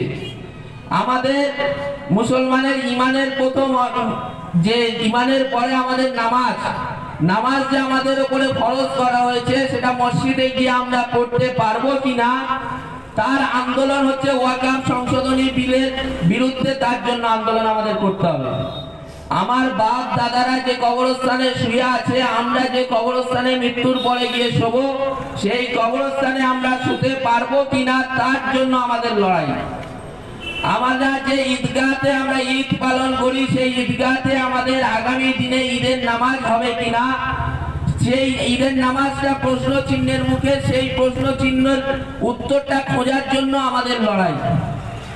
আমরা এমনি এখানে বসে নেই, আমরা এমনি এই গলা ফাটাচ্ছি না, আমরা এমনি এরকম ভাবে ঘুরে বেড়াচ্ছি না। ভারতবর্ষের সরকার আজকে আমাদের বিরুদ্ধে পার্লামেন্টে বসে, রাজ্যসভায় বসে হাজার হাজার পুলিশ বাইরে রেখে এই ওয়াকফ সংশোধনী বিল পাস করিয়ে নিয়েছে এবং সেটা আইনে পরিণত অলরেডি হয়ে গিয়েছে। সেই আইনটা প্রত্যাহারের জন্য আমাদের লড়াই। আপনাদের যদি আলেম ওলামারা হযরতরা যদি বলেন, যদি আমাদের ঊর্ধ্বতন কর্তৃপক্ষ বলেন যে ভারতবর্ষের সমস্ত ধর্ম নিরপেক্ষ মুসলিম সংগঠন যদি তাদেরকে আদেশ করেন, যদি নির্দেশ করেন যে পার্লামেন্টের সামনে গিয়েও আমাদের বসার জন্য আমাদের প্রস্তুতি নিতে হবে, তাছাড়া কোনো রাস্তা নেই। ভারতবর্ষে মাত্র 2% শিখ, ভারতবর্ষের সরকার পার্লামেন্টে কৃষি বিল নিয়ে এসেছিল 2024 সালে। সেই কৃষি বিলকে ভারতবর্ষের পাঞ্জাবের মানুষ মাত্র, শিখ সম্প্রদায়ের মানুষ মাত্র 2%, এবং তারা কৃষক সম্প্রদায়ের বেশি মানুষ। সেই পাঞ্জাবের 2% শিখ মানুষ ভারতবর্ষের সরকারের ওপরে এবং তার সাথে সমস্ত ভারতবর্ষের ধর্মনিরপেক্ষ দল তার সঙ্গে সহযোগিতা করেছিল, কিন্তু নেতৃত্ব দিয়েছিল তারা ভারতবর্ষের সরকারকে এমন ভাবে চাপ সৃষ্টি করেছিল যে ভারতবর্ষের সরকার কৃষি বিলটাকে কালা বিল হিসাবে প্রত্যাহার করে দিতে বাধ্য হয়েছিল। কিন্তু আমরা মুসলমান একের পর এক আমাদের টেস্ট করার পরে আমরা যখন সব টেস্ট থেকে আমরা চুপ করে রয়েছি, এই মুহূর্তে আমাদেরকে এমন চাপ সৃষ্টি করতে হবে কেন্দ্রীয় সরকারের উপরে যে কেন্দ্রীয় সরকার যেন বাধ্য হয় এই ওয়াকফ সংশোধনী বিলটা যেটা আইন হিসাবে প্রণয়ন করেছে সেই আইনটাকে প্রত্যাহার করার জন্য। সেই আইনটা যদি প্রত্যাহার না হয়, ভাই আমাদের ভবিষ্যতের দিন খুব কালো দিন। সেই দিনের সামনে আমাদের লড়াই করতে হচ্ছে, সেই দিনের দিকে আমাদের এগিয়ে যেতে হচ্ছে। কিচ্ছু করার নেই। যখন আমাদের বুল্ডোজার দিয়ে আমাদের কবরস্থানের পাঁচিল ভাঙবে, আমার বাপদাদার কবরস্থান যখন বুল্ডোজার দিয়ে খুঁড়বে না, তখন বুকটা ফেটে চৌচির হয়ে যাবে, কলেজা তখন রক্ত ছটফট রক্ত বার হবে। যখন আমাদের মসজিদে এসে তালা চাবি মারবে, তখন কিছু করার থাকবে না যদি এখন থেকে আমরা না ময়দানে নামি। আমাদের কিন্তু বারবার বলছি, আমরা কে এখন আমাদের এই ময়দানে নামতে গিয়ে অনেক কিছু প্রশ্নের সম্মুখীন হতে হচ্ছে। কে ভাই কংগ্রেস করে, কে তৃণমূল করে, কে সিপিএম করে, কে বিজেপি করে, ওগুলো এখন দেখার সময় নেই। এখন আমরা মুসলমান, আমাদের এক হতে হবে। আমাদের জাতের উপরে, আমাদের কোরআনের উপরে, আমাদের মসজিদের উপরে আঘাত হানছে। আমরা কংগ্রেস, সিপিএম, তৃণমূল, বিজেপি করতে করতে আমরা ভাগ হয়ে যাচ্ছি। কেন ভাই? আমাদের ওটা এখন করার সময় নেই। রাজনীতির সময় রাজনীতি হবে। কে জমিয়ত উলামায়ে হিন্দ করে, কে আরশাদ মাদানির জমিয়ত করে, কে মাহমুদ মাদানির জমিয়ত করে, কে সংখ্যালঘু যুব ফেডারেশন করে, আর কে মানে তবলিগ জামাত করে, কে বুরবুরা করে, কে দেওবন্দি, সব দেখার এখন সময় নেই। এখন আমাদের মুসলমান, আমাদের একটাই পরিচয়, আমাদের মসজিদ বাঁচাতে হবে, আমাদের মাদ্রাসা বাঁচাতে হবে, আমাদের কবরস্থান বাঁচাতে হবে। সেই লড়াইটা লড়তে গেলে আমরা যদি এরকম ভাগ হয়ে যাই যে ভাই ও জমিয়ত করে, ওর জমিয়তের ওতে আমি যাব না, ভাই ও তবলিগ করে, ওর সঙ্গে আমি যাব না, তাহলে এই জিনিসটা করতে করতে করতে করতে আমরা দুটো মানুষ যখন ভাগ হয়ে যাব, তখন এই আন্দোলনের কোনো মর্যাদা থাকবে না। এই আন্দোলন আমাদের কে জমিয়ত, কে তবলিগ, কে বুরবুরা, কে দেওবন্দি, কে আলে হাদিস, সব দেখার সময় নেই। সকলে একত্রিত হয়ে আমরা মুসলমান, আমাদের সম্পত্তির উপরে আঘাত আনছে, আমরা তার বিরুদ্ধে লড়বো। এরা আজকে বলছে আলেম ওলামারা কি করেছে ভাই ভারতবর্ষের জন্য। আমি ভারতবর্ষের কেন্দ্রীয় সরকারকে বলতে চাই যে আপনাদেরই দালাল সাভারকারের নেতৃত্বে তারা ব্রিটিশকে যেভাবে বুট চাটতে তাদের জিভটাকে পাতলা করে দিয়েছিল একদম। এত বুট চাটা চেটেছে, এত পা চাটা চেটেছে যে তাদের জিভটা এত পাতলা হয়ে গেছে, লাস্টে মুচলেকা দিয়ে এসেছিল। আর ভারতবর্ষের লক্ষ লক্ষ আলেম ওলামা আজকে ইন্ডিয়া গেটে গেলে দেখতে পাবেন কতগুলো আলেম ওলামা ভারতবর্ষের স্বাধীনতার জন্য প্রাণ দিয়েছিল। আজকে সেই জাতের ওপরে আঘাত হানছে। আজকে কিছু অমুসলিম ভাই ভাবছে যে ও তো মুসলমানদের করছে, আমাদের কি ভাই। এরপরে ভাই টার্গেট বিজেপি খ্রিস্টান আছে, তারপরে টার্গেট আছে হিন্দু ভাইদের ভিতরে যারা নিচু জাত আছে, ওদের যে জাতির ব্যাপার আছে, সেই জাতের নিচু জাত যারা আছে তাদেরও টার্গেট করা হয়েছে। মণিপুরের মানে একদম নিচু সম্প্রদায়ের মানুষদেরকে মারতে মারতে মেরে দেওয়া হচ্ছে। তার জন্য কোনো আন্দোলন হচ্ছে না, ভারতবর্ষের মানুষ চুপ। আমরা যদি এই আন্দোলন না করতে পারি তাহলে কিন্তু আমাদের ভবিষ্যৎ প্রজন্ম আমরাই সেই সমস্যার সম্মুখীন হব। আমাদের সেই সমস্যার সম্মুখীন হতে হবে এমন একটা সময়ে, যে সময়ে আমাদের আর কিছু করার থাকবে না। তাই ভাই আমরা এখন ভাগাভাগি না করে এই ভাগাভাগির জিনিসটাকে আমাদের বন্ধ করতে হবে। আমরা যদি ভাগাভাগিটা না বন্ধ করতে পেরেছি তাহলে আমাদের আন্দোলন কোনোভাবে সাফল্যমণ্ডিত পাবে না।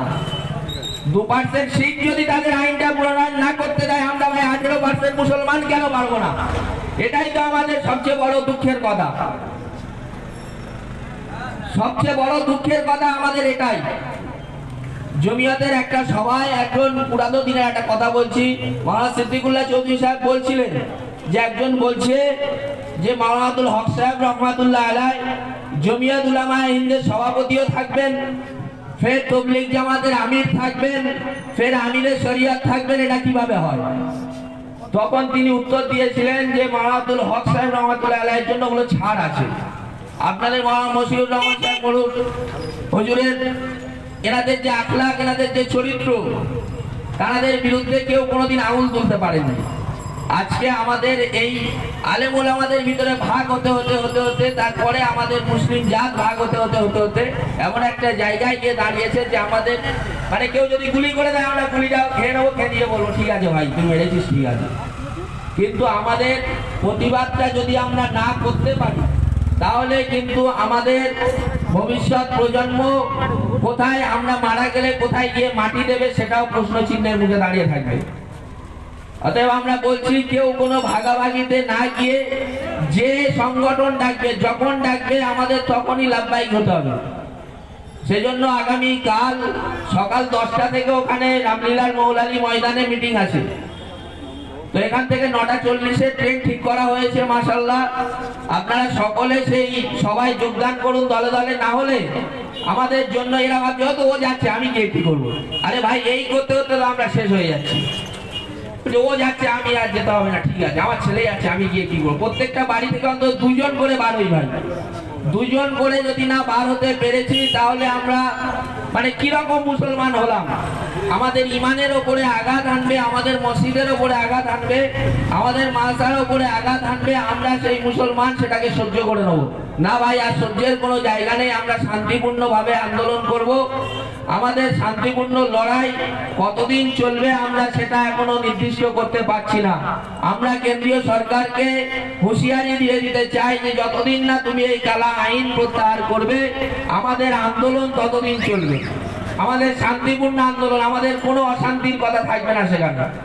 তো আগামী কাল 9:40-এর ট্রেনে এখান থেকে সকলে যাবেন এবং যেভাবে যা গাড়ি টাড়িও যদি কেউ করে থাকেন তাহলে সেইভাবে গাড়ি রওনা দেবেন।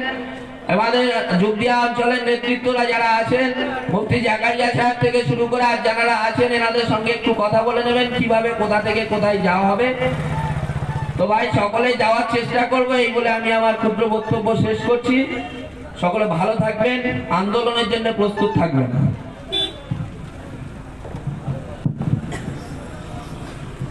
মাশাআল্লাহ, আলহামদুলিল্লাহ। আইনজীবী সারফরাজ সাহেবকে তিনি কথা বললেন আমাদের ওয়াকফ সম্পত্তি নিয়ে।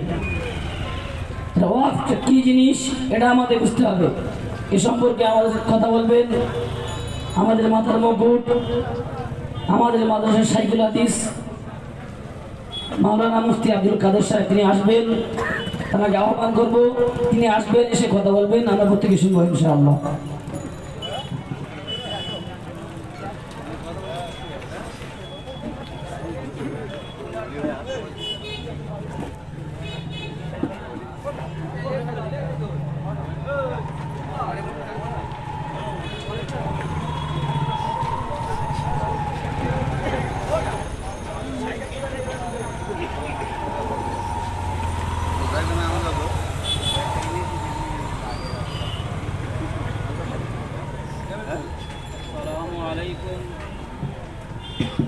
আসসালামু আলাইকুম ওয়া রাহমাতুল্লাহি ওয়া বারাকাতুহু।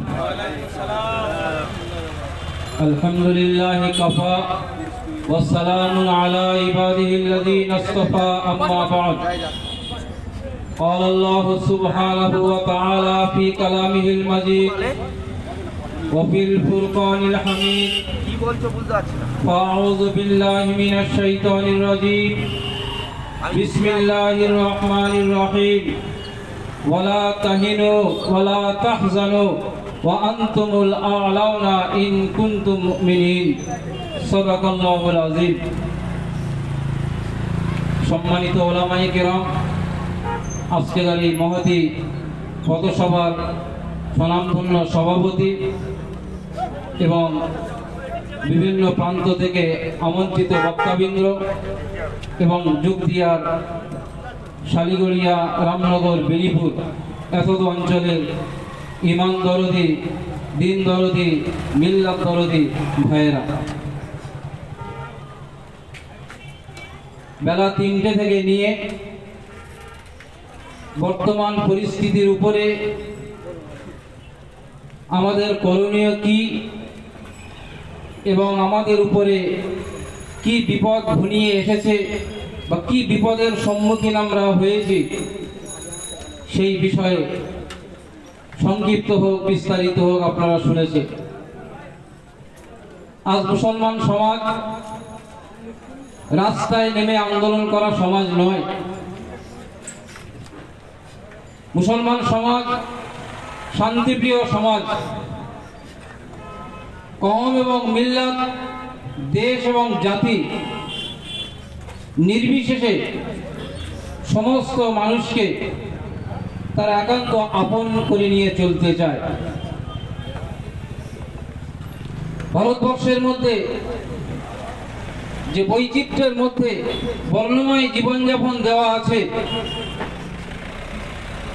সেই বর্ণময় জীবনযাপনের মধ্যে ছেদ আসতে চলেছে এবং বিভেদ তৈরি হতে চলেছে, যার কারণে আজকের আপনাদের বাড়ি থেকে বের করে এই রাস্তায় বসতে হয়েছে বা দাঁড়াতে হয়েছে। ভারতবর্ষ যখন স্বাধীন হয়েছিল 1947 সালে, সেই স্বাধীনতার সময় মুসলমান তথা ওলামায়ে সমাজের যা অবদান বিশ্বের ইতিহাসবিদ তারা ভুলেনি বা ভুলতে পারবে না। কিন্তু বিজেপি ক্ষমতায় আসার পর থেকে নিয়ে সেই ইতিহাসগুলো মুছে দিতে চাচ্ছে। আমার ভাই আগে বলছিলেন, স্বাধীনতা সংগ্রামী তথা স্বাধীনতার জন্য যারা প্রাণ দিয়েছে, সেই প্রাণ দেওয়ার লিস্ট ইন্ডিয়া গেটে টাঙানো আছে, খোদাই করা আছে। সেই খোদাই করার মধ্যে প্রথম আছে মুসলমানদের 61,370 জনের নাম সেখানে খোদাই করা আছে।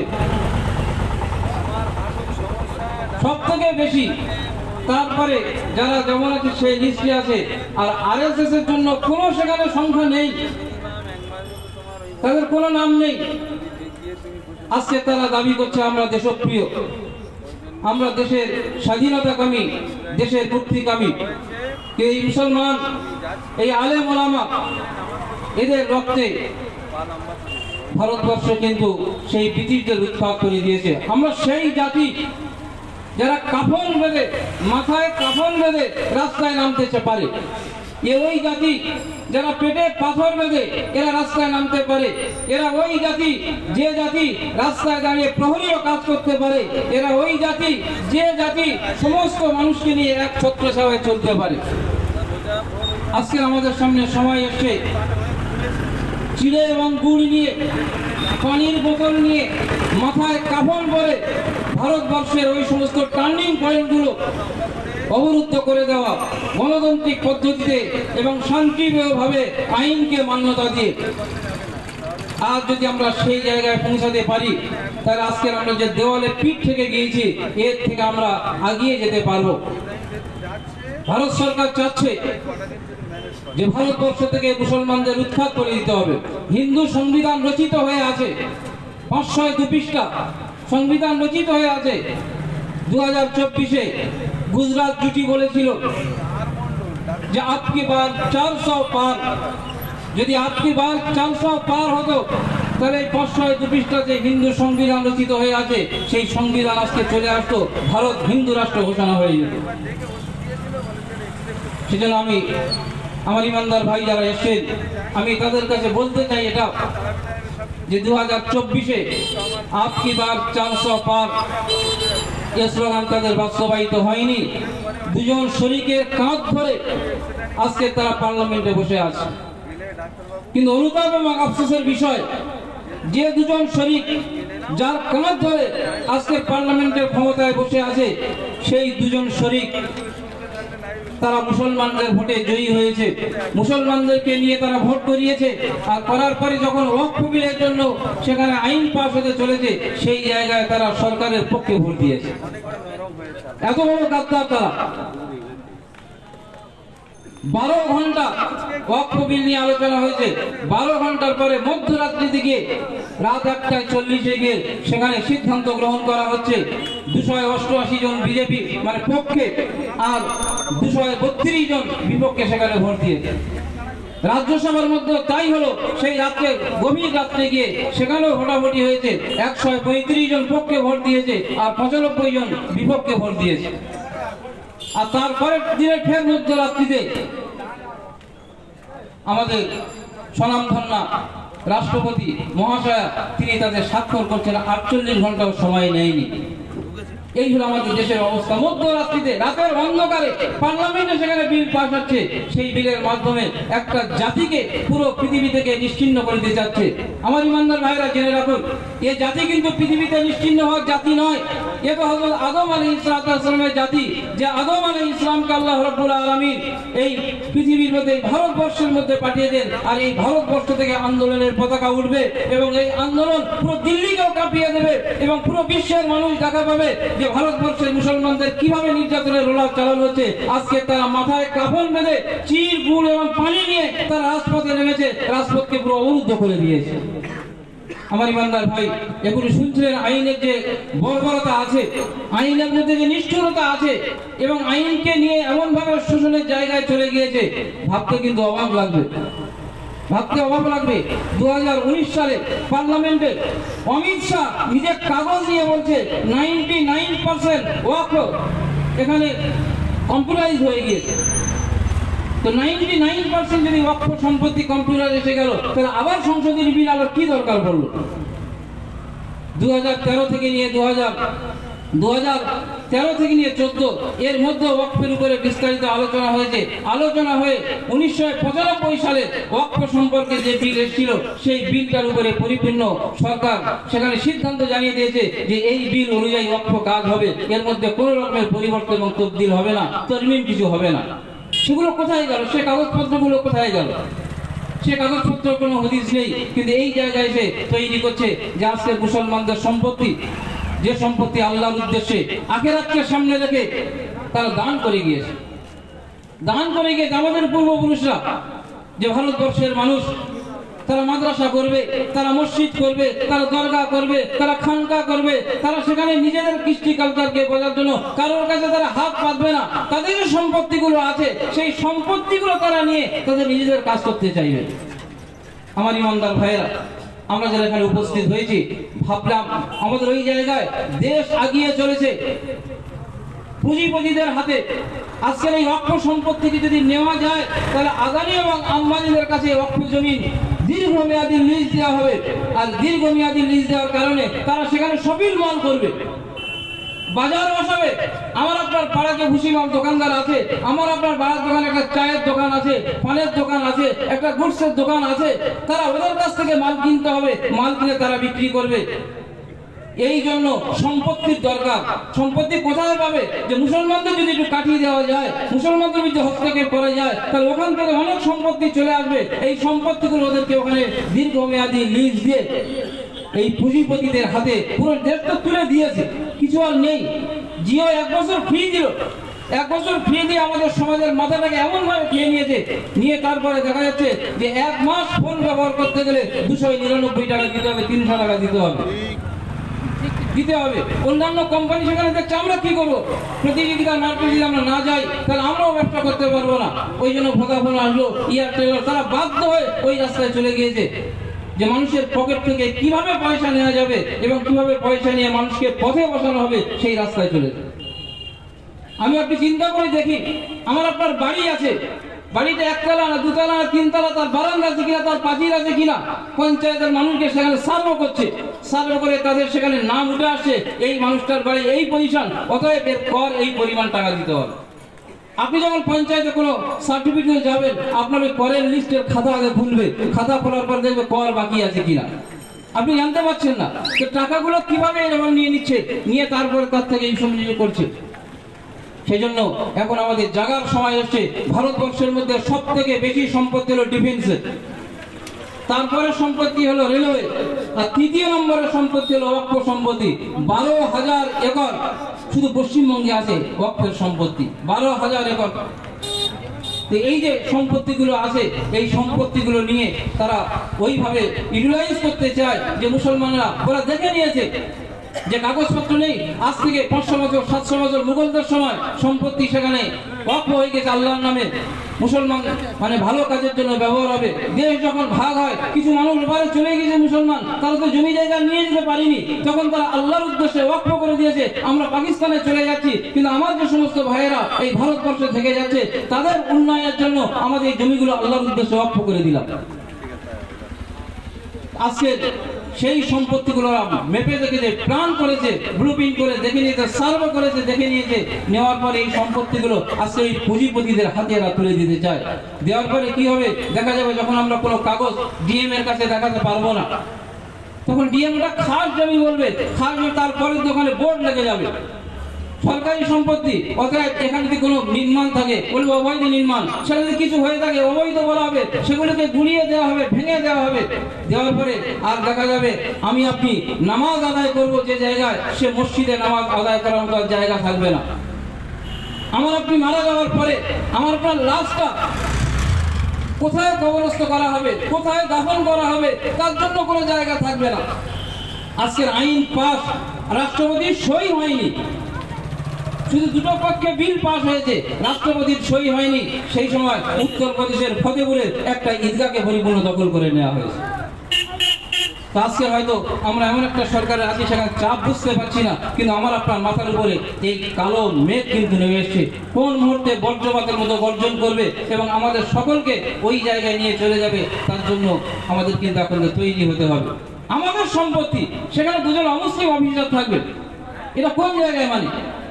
আমাদের সম্পত্তি আমরা আল্লাহ রাব্বুল ওয়াকফ করব, সেখানে আইন আসছে কম করে 5 বছর তাকে ইসলামী কৃষ্টি কালচারের মধ্যে থাকতে হবে, তবে সেই মানুষটা যদি ওয়াকফ করে তবে সে আল্লাহর উদ্দেশ্যে ওয়াকফ হবে, ওয়াকফ হবে না হলে ওটা ওয়াকফ হবে না।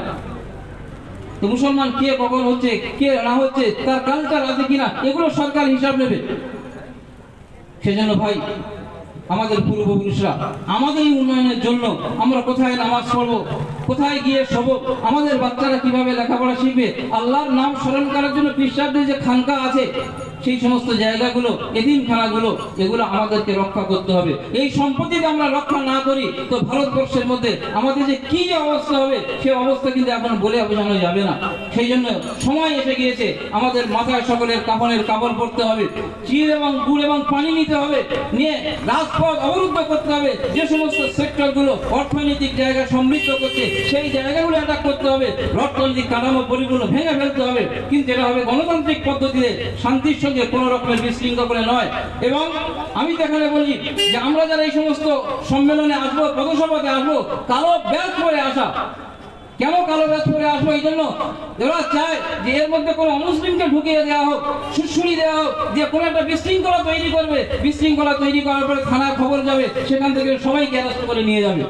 সেই জন্য আমরা ভলেন্টিয়ার রাখবো, কালো ব্যাজ করবো, যাতে কোনো অচেনা মানুষের মধ্যে না ঢুকতে পারে। আমরা মুসলমান এক হয়ে আমাদের কালচারকে রক্ষা করার জন্য ওই সুরসুরির পিছনে না গিয়ে আমরা সেইভাবে স্বতন্ত্র বা অতন্ত্র প্রহরীর মতো জেগে আমাদের জমিকে উদ্ধার করতে হবে। না হলে মাদ্রাসা বাঁচবে না, মসজিদ বাঁচবে না, কবরস্থান বাঁচবে না, দরগা বাঁচবে না, ঈদগাহ বাঁচবে না, এতিমখানা বাঁচবে না, এগুলো সব আমাদের হাতছাড়া হয়ে যাবে।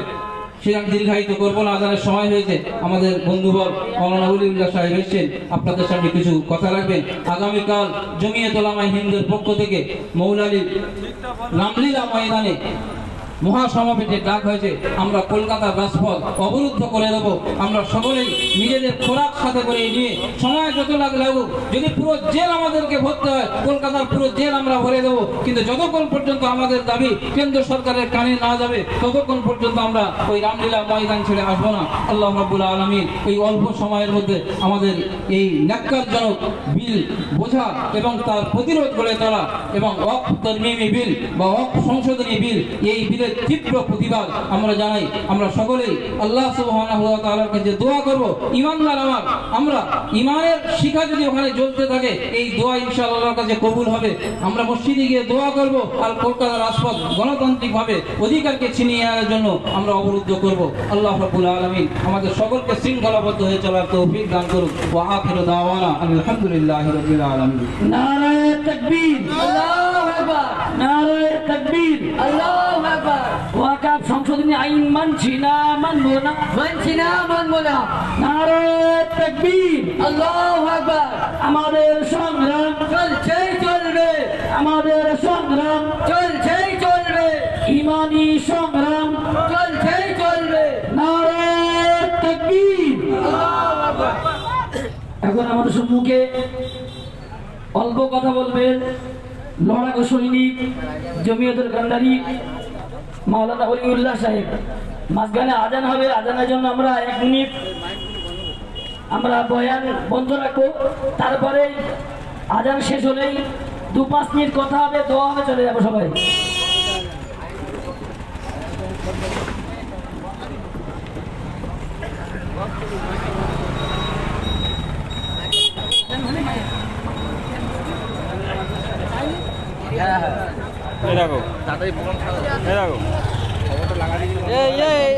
এখন চলছে নাকি?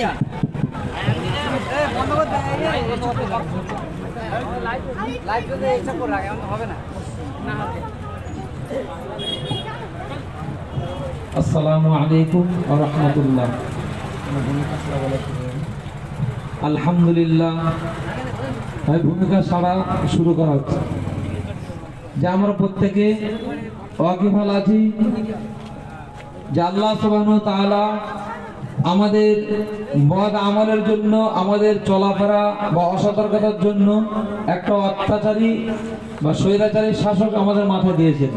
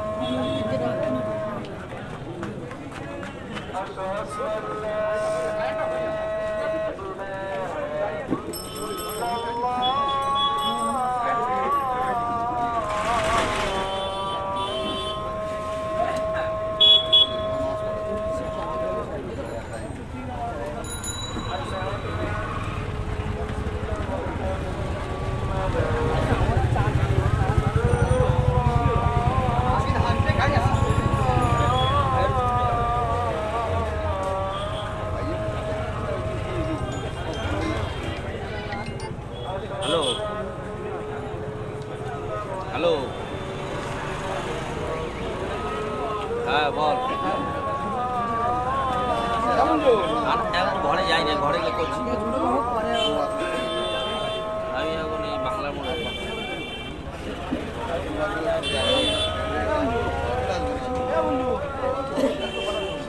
যখন বলেছিলাম তখন আমি সেই জন্য বলি না আমার সময় থেকে হয়তো যখন এ হয়েছিল তোর একদিন ঘরে রাখলে টাকাটা চুরি হয়ে যেত নাকি? টাকা বিরাট চুরি হয়ে যেত, বিশাল তোর ওখান থেকে ছিনতাই করে চলে যেত না। বিরাট ধান্দাবাজি শিখেছিস। সেই জন্য তোর বললো আমার সময়ের খুব ইয়ে হয়, আমি কখন কোথায় কী থাকি কোনো ঠিক থাকে চলে যাবে।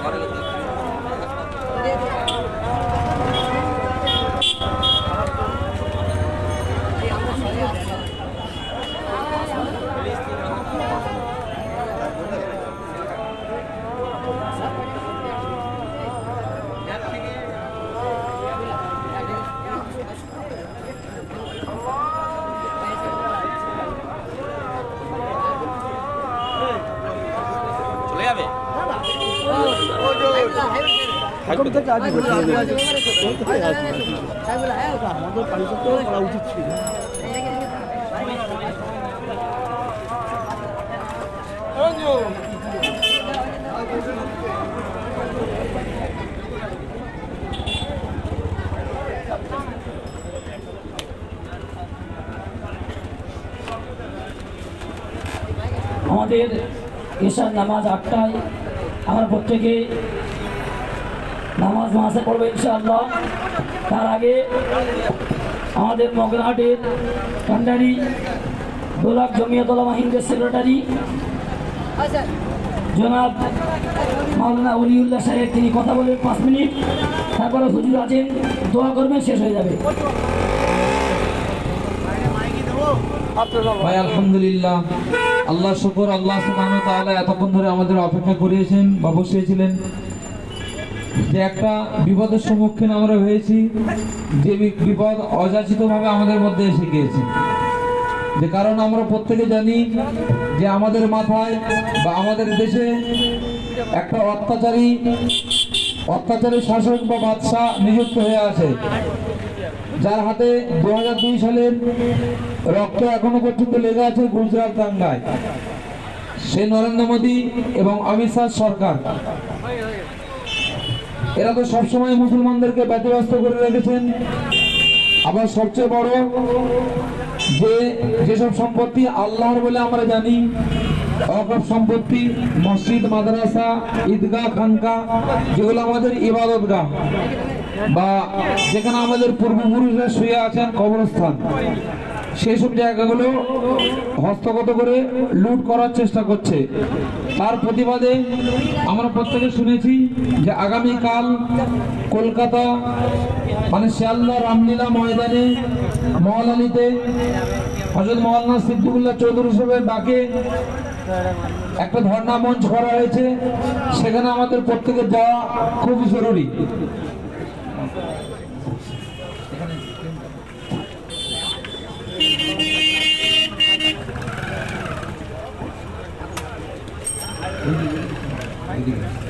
ভাই সেই জন্য সেই ডাকে আমাদের যাওয়া প্রত্যেকের জরুরি তো নাকি কি ভাই? সেই জন্য আর বিশেষ কিছু বলার নেই, যেহেতু আগে সব বলে গিয়েছেন যে আগামীকাল সকাল 10টা থেকে ওখানে প্রোগ্রাম। কিন্তু আমাদের এইদিকে ট্রেনে ভিড় হওয়ার জন্য আমরা ঠিক করেছি মগরাহাট থেকে সকাল 9:35-এ একটা ট্রেন আছে, ওই ট্রেনটা ধরার জন্য ঠিক করেছি। এবং ব্যক্তিগতভাবে যারা এলাকা থেকে গাড়ি নিয়ে যাবে তারাও যাবেন গাড়িতে। আর আপনাদের এখান থেকে একটা সকাল 9টায় আছে, একটা সকাল 9:53 আছে। 9:53 থেকে যদি কষ্ট ক্লেশ করে সকাল 9টায় যাওয়া যায় খুব ভালো হবে। শিয়ালদা স্টেশনে নামবেন, ওখানে আমাদের ভলেন্টিয়াররা থাকবেন, যারা এরকম কালো টুপি পরে থাকবেন এরা হলো আমাদের ভলেন্টিয়ার। সেই জন্য তারা আপনাদের ব্যারিকেড করে পুলিশ সহ রামলীলা ময়দানে আপনাদেরকে নিয়ে যাবেন মহলালিতে। ভাই এটা আমাদের যাওয়া প্রত্যেকের জরুরি, এই জন্য যে আমাদের সম্পত্তি অর্থাৎ আল্লাহর সম্পত্তি, যে সম্পত্তি কোনো মুসলমানও হস্তক্ষেপ করতে পারে না, যে সম্পত্তি কেউ লুট করতে পারে না, সেই সম্পত্তি একজন বেদুইন, দাঙ্গাকারী, স্বৈরাচারী, অত্যাচারী প্রধানমন্ত্রী এবং আমাদের গৃহমন্ত্রী অমিত শাহ, তার সাথে সাথে আইনমন্ত্রী কিরেন রিজিজু, এনারা হস্তগত করে পুঁজিপতিদের হাতে তুলে দেওয়ার চেষ্টা করছেন, যেটা আমাদের মুফতি সাহেব বলে যাচ্ছিলেন। ভাই সেই জন্য এর প্রতিবাদ আমাদের করা খুব জরুরি। বর্তমান যেমন আমাদের নিজের জন্য আমরা করি, নিজের ঈমান বাঁচানো ফরজ, তো এই ডাকে আমাদের যাওয়া খুব জরুরি, বাধ্যতামূলক। আল্লাহ না করুন হয়তো আমাদের বুজুর্গান দিনরা বা ওলামায়ে দেওবন্দ একদিন ফতোয়া জারি করে দিতে পারেন যে জেহাদে আমরা কেউ ইচ্ছাকৃতভাবে নামতে চায় না। বর্তমানে এই যে সরকার আছে বিজেপির সরকার, এরা আমাদের প্রত্যেকের জেহাদের দিকে আগিয়ে নিয়ে যাচ্ছেন। হয়তো কথাটা শুনতে খুব খারাপ লাগছে। আমাদের পূর্বপুরুষ, আমাদের বুজুর্গান দিনরা তারা গলা কাটিয়ে গেছেন, সারা শরীর দিয়ে রক্ত ঝরিয়ে গেছেন এই দেশকে স্বাধীনতা করার জন্য। তারা স্বাধীনতা আনিয়েছেন, আবার নতুন করে হয়তো স্বাধীনতা আনতে হবে। ইংরেজদের থেকে আরো জনক যে সরকার চলছে সরকারকে সরাবার জন্য। ভাই আমাদের শরীরে এক বিন্দু রক্ত থাকা পর্যন্ত আমরা এই লড়াই চালিয়ে যাব, যতক্ষণ না পর্যন্ত এই আইনকে ওরা প্রত্যাহার করছে। এই আইন প্রত্যাহার করার জন্য আমরা প্রত্যেকে লড়াই চালিয়ে যাবো ইনশাআল্লাহ। আগামীকাল আমরা প্রত্যেকে যাবো ইনশাআল্লাহ। নারায়ে তাকবীর, নারায়ে তাকবীর। জমিয়ত উলামা হিন্দ, জমিয়ত উলামা হিন্দ, পশ্চিমবঙ্গ রাজ্য জমিয়ত উলামা হিন্দ জিন্দাবাদ, হিলফুল ফুজুল সংগঠন, জুকিয়া হিলফুল ফুজুল সংগঠন। ভাই জমিয়ত উলামা হিন্দ এবং হিলফুল ফুজুল এর মধ্যে পার্থক্য খুব একটা দেখা যায় না, কারণ আমরা যারা জমিয়ত করি, তারা তবলিগ করি, তারা মাদ্রাসা পরিচালনা করি, তারা হিলফুল ফুজুল করি, বিভিন্ন সংগঠনের সঙ্গে যুক্ত। বর্তমান আমাদের যা সময় এসছে, সমস্ত রাজনীতির রঙকে দূরে সরিয়ে আমাদের একই প্ল্যাটফর্মে এসে কাজ করতে হবে, কারণ রাজনীতির সময় রাজনীতি করা, কিন্তু বর্তমান আমাদের প্রত্যেকের এই ডাকে সাড়া দেওয়া খুব জরুরি। ভাই নামাজের সময় হয়ে এসছে, আমরা প্রত্যেকে ইনশাল্লাহ আগামীকাল সকাল সকাল কলকাতা মহালালিতে শরীক হওয়ার চেষ্টা করব। তারপর যদি ওখান থেকে কোনো আওয়াজ দেয় দিল্লি পর্যন্ত, সেটাও আমরা পৌঁছাবার চেষ্টা করবো ইনশাল্লাহ।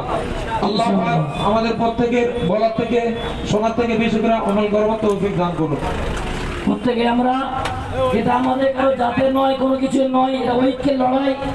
যখনই যে অবস্থায় যেখানে ডাক হবে প্রত্যেকেই শরীক হবে ইনশাআল্লাহ। শুধু কালকে নয়, পরবর্তীও যখন যেখানে আমাদের একটা ঐক্যের লড়াই, এই লড়াইয়ের ডাক হবে, আমরা প্রত্যেকে ঐক্যের লড়াই, নিজের দাবি আমরা নিজের বুঝে নেওয়ার জন্য লাভদায়ী হবে ইনশাআল্লাহ। আল্লাহ তাআলা আমার সবাইকে কবুল করুন। এখন আমাদের অল্প দোয়া হবে, তারপরে নামাজ হবে ইনশাআল্লাহ। দোয়া করুন।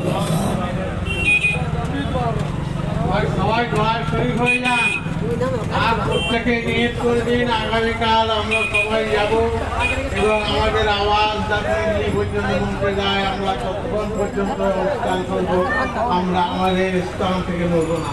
আল্লাহ যাওয়া তৌফিক দান করুন।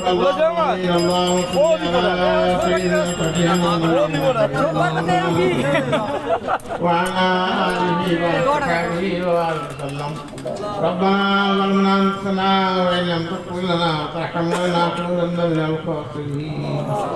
ربنا اغفر علينا وارحمنا وثبت أقدامنا وانصرنا على القوم الكافرين. اللهم آمين. وانصرنا على القوم الظالمين. اللهم آمين. اللهم احفظنا من كل بلاء الدنيا وعذاب الآخرة. আল্লাহ তুমি আমাকে সমস্ত গুনাহ মাফ করে দিও। আল্লাহ আপনার প্রয়োজনীয় সমস্ত গুনাহকে মাফ করে দিও। আল্লাহ এই অত্যাচারী সরকারকে তুমি যত তাড়াতাড়ি সম্ভব আমাদের থেকে ব্যয় করিয়ে নাও। আল্লাহ এই যে কালা কানুন আমাদের সামনে নিয়ে এসছেন, আল্লাহ এই কালা কানুন যেন প্রত্যাহার করতে বাধ্য হয় সে তৌফিক তুমি দাও। আল্লাহ তুমি প্রত্যেকের দিনের উপর মজবুতি কায়েম করে দাও। আল্লাহ প্রত্যেকের কালকে আন্দোলনের শরীর হওয়ার তৌফিক তুমি দাও। আল্লাহ আল্লাহ সারা বিশ্ব জানো মুসলমানরা দ্বিতীয় বৃহত্তম দেশ, আল্লাহ এই দ্বিতীয় বৃহত্তম দেশের ওপর মুসলমানদের উপর যে অত্যাচার হচ্ছে, এই অত্যাচারের কাহিনী আজ মুসলিম দেশগুলোর কানে তুমি পৌঁছে দাও। আল্লাহ মুসলিম দেশগুলোর তরফ থেকে ভারতবর্ষের উপর চাপ সৃষ্টি করো যে মুসলমানদের উপর কেন এত অত্যাচার করছো তুমি। আল্লাহ সে তৌফিক তুমি দাও। আল্লাহ তুমি ফিলিস্তিনের মুসলমানদের জন্য হেফাজত করো। আল্লাহ মসজিদ আকসাকে হেফাজত করো, হারমাইন শরীফকে হেফাজত করো। আল্লাহ তুমি আমার দোয়াকে মেরে পাক শুভে কবুল করে নাও। আল্লাহ এই মজলিসে অনেক ভালো ভালো জিন্দার প্রত্যেকে পরেজগার আসেন, আল্লাহ তাদের উসিলা করে দোয়াকে কবুল করে নাও। সুবহানাক রাব্বিকা রাব্বিল ইজ্জাতি আম্মা ইয়াসিফুন ওয়া সালামুন আলাল মুরসালিন আলহামদুলিল্লাহি রাব্বিল আলামিন। বিরহমাতিকা ইয়া ভাই পিছনে একটা গাড়ি আসছে, এখানে একটু সবাই উঠে পড়ি, গাড়িটা পার করে দিই। হ্যাঁ কে আমরা সবাই মাদ্রাসা চলে যাই, 8টায় নামাজ হবে, আমরা নামাজে শরীক হয়ে যাই।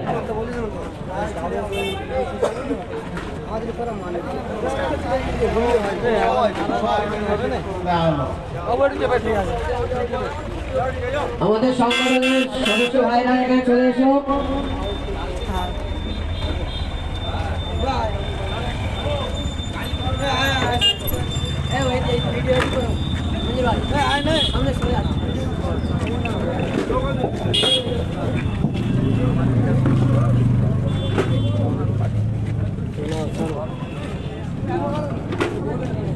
নারায়ে তাকবীর, আল্লাহু আকবার, নারায়ে তাকবীর, আল্লাহু আকবার। আমাদের সংগ্রাম আমাদের সংগ্রাম ওয়াকাফ সংশোধনী আইন মানছি না, মানব না। ওয়াকাফ সংশোধনী আইন মানছি না।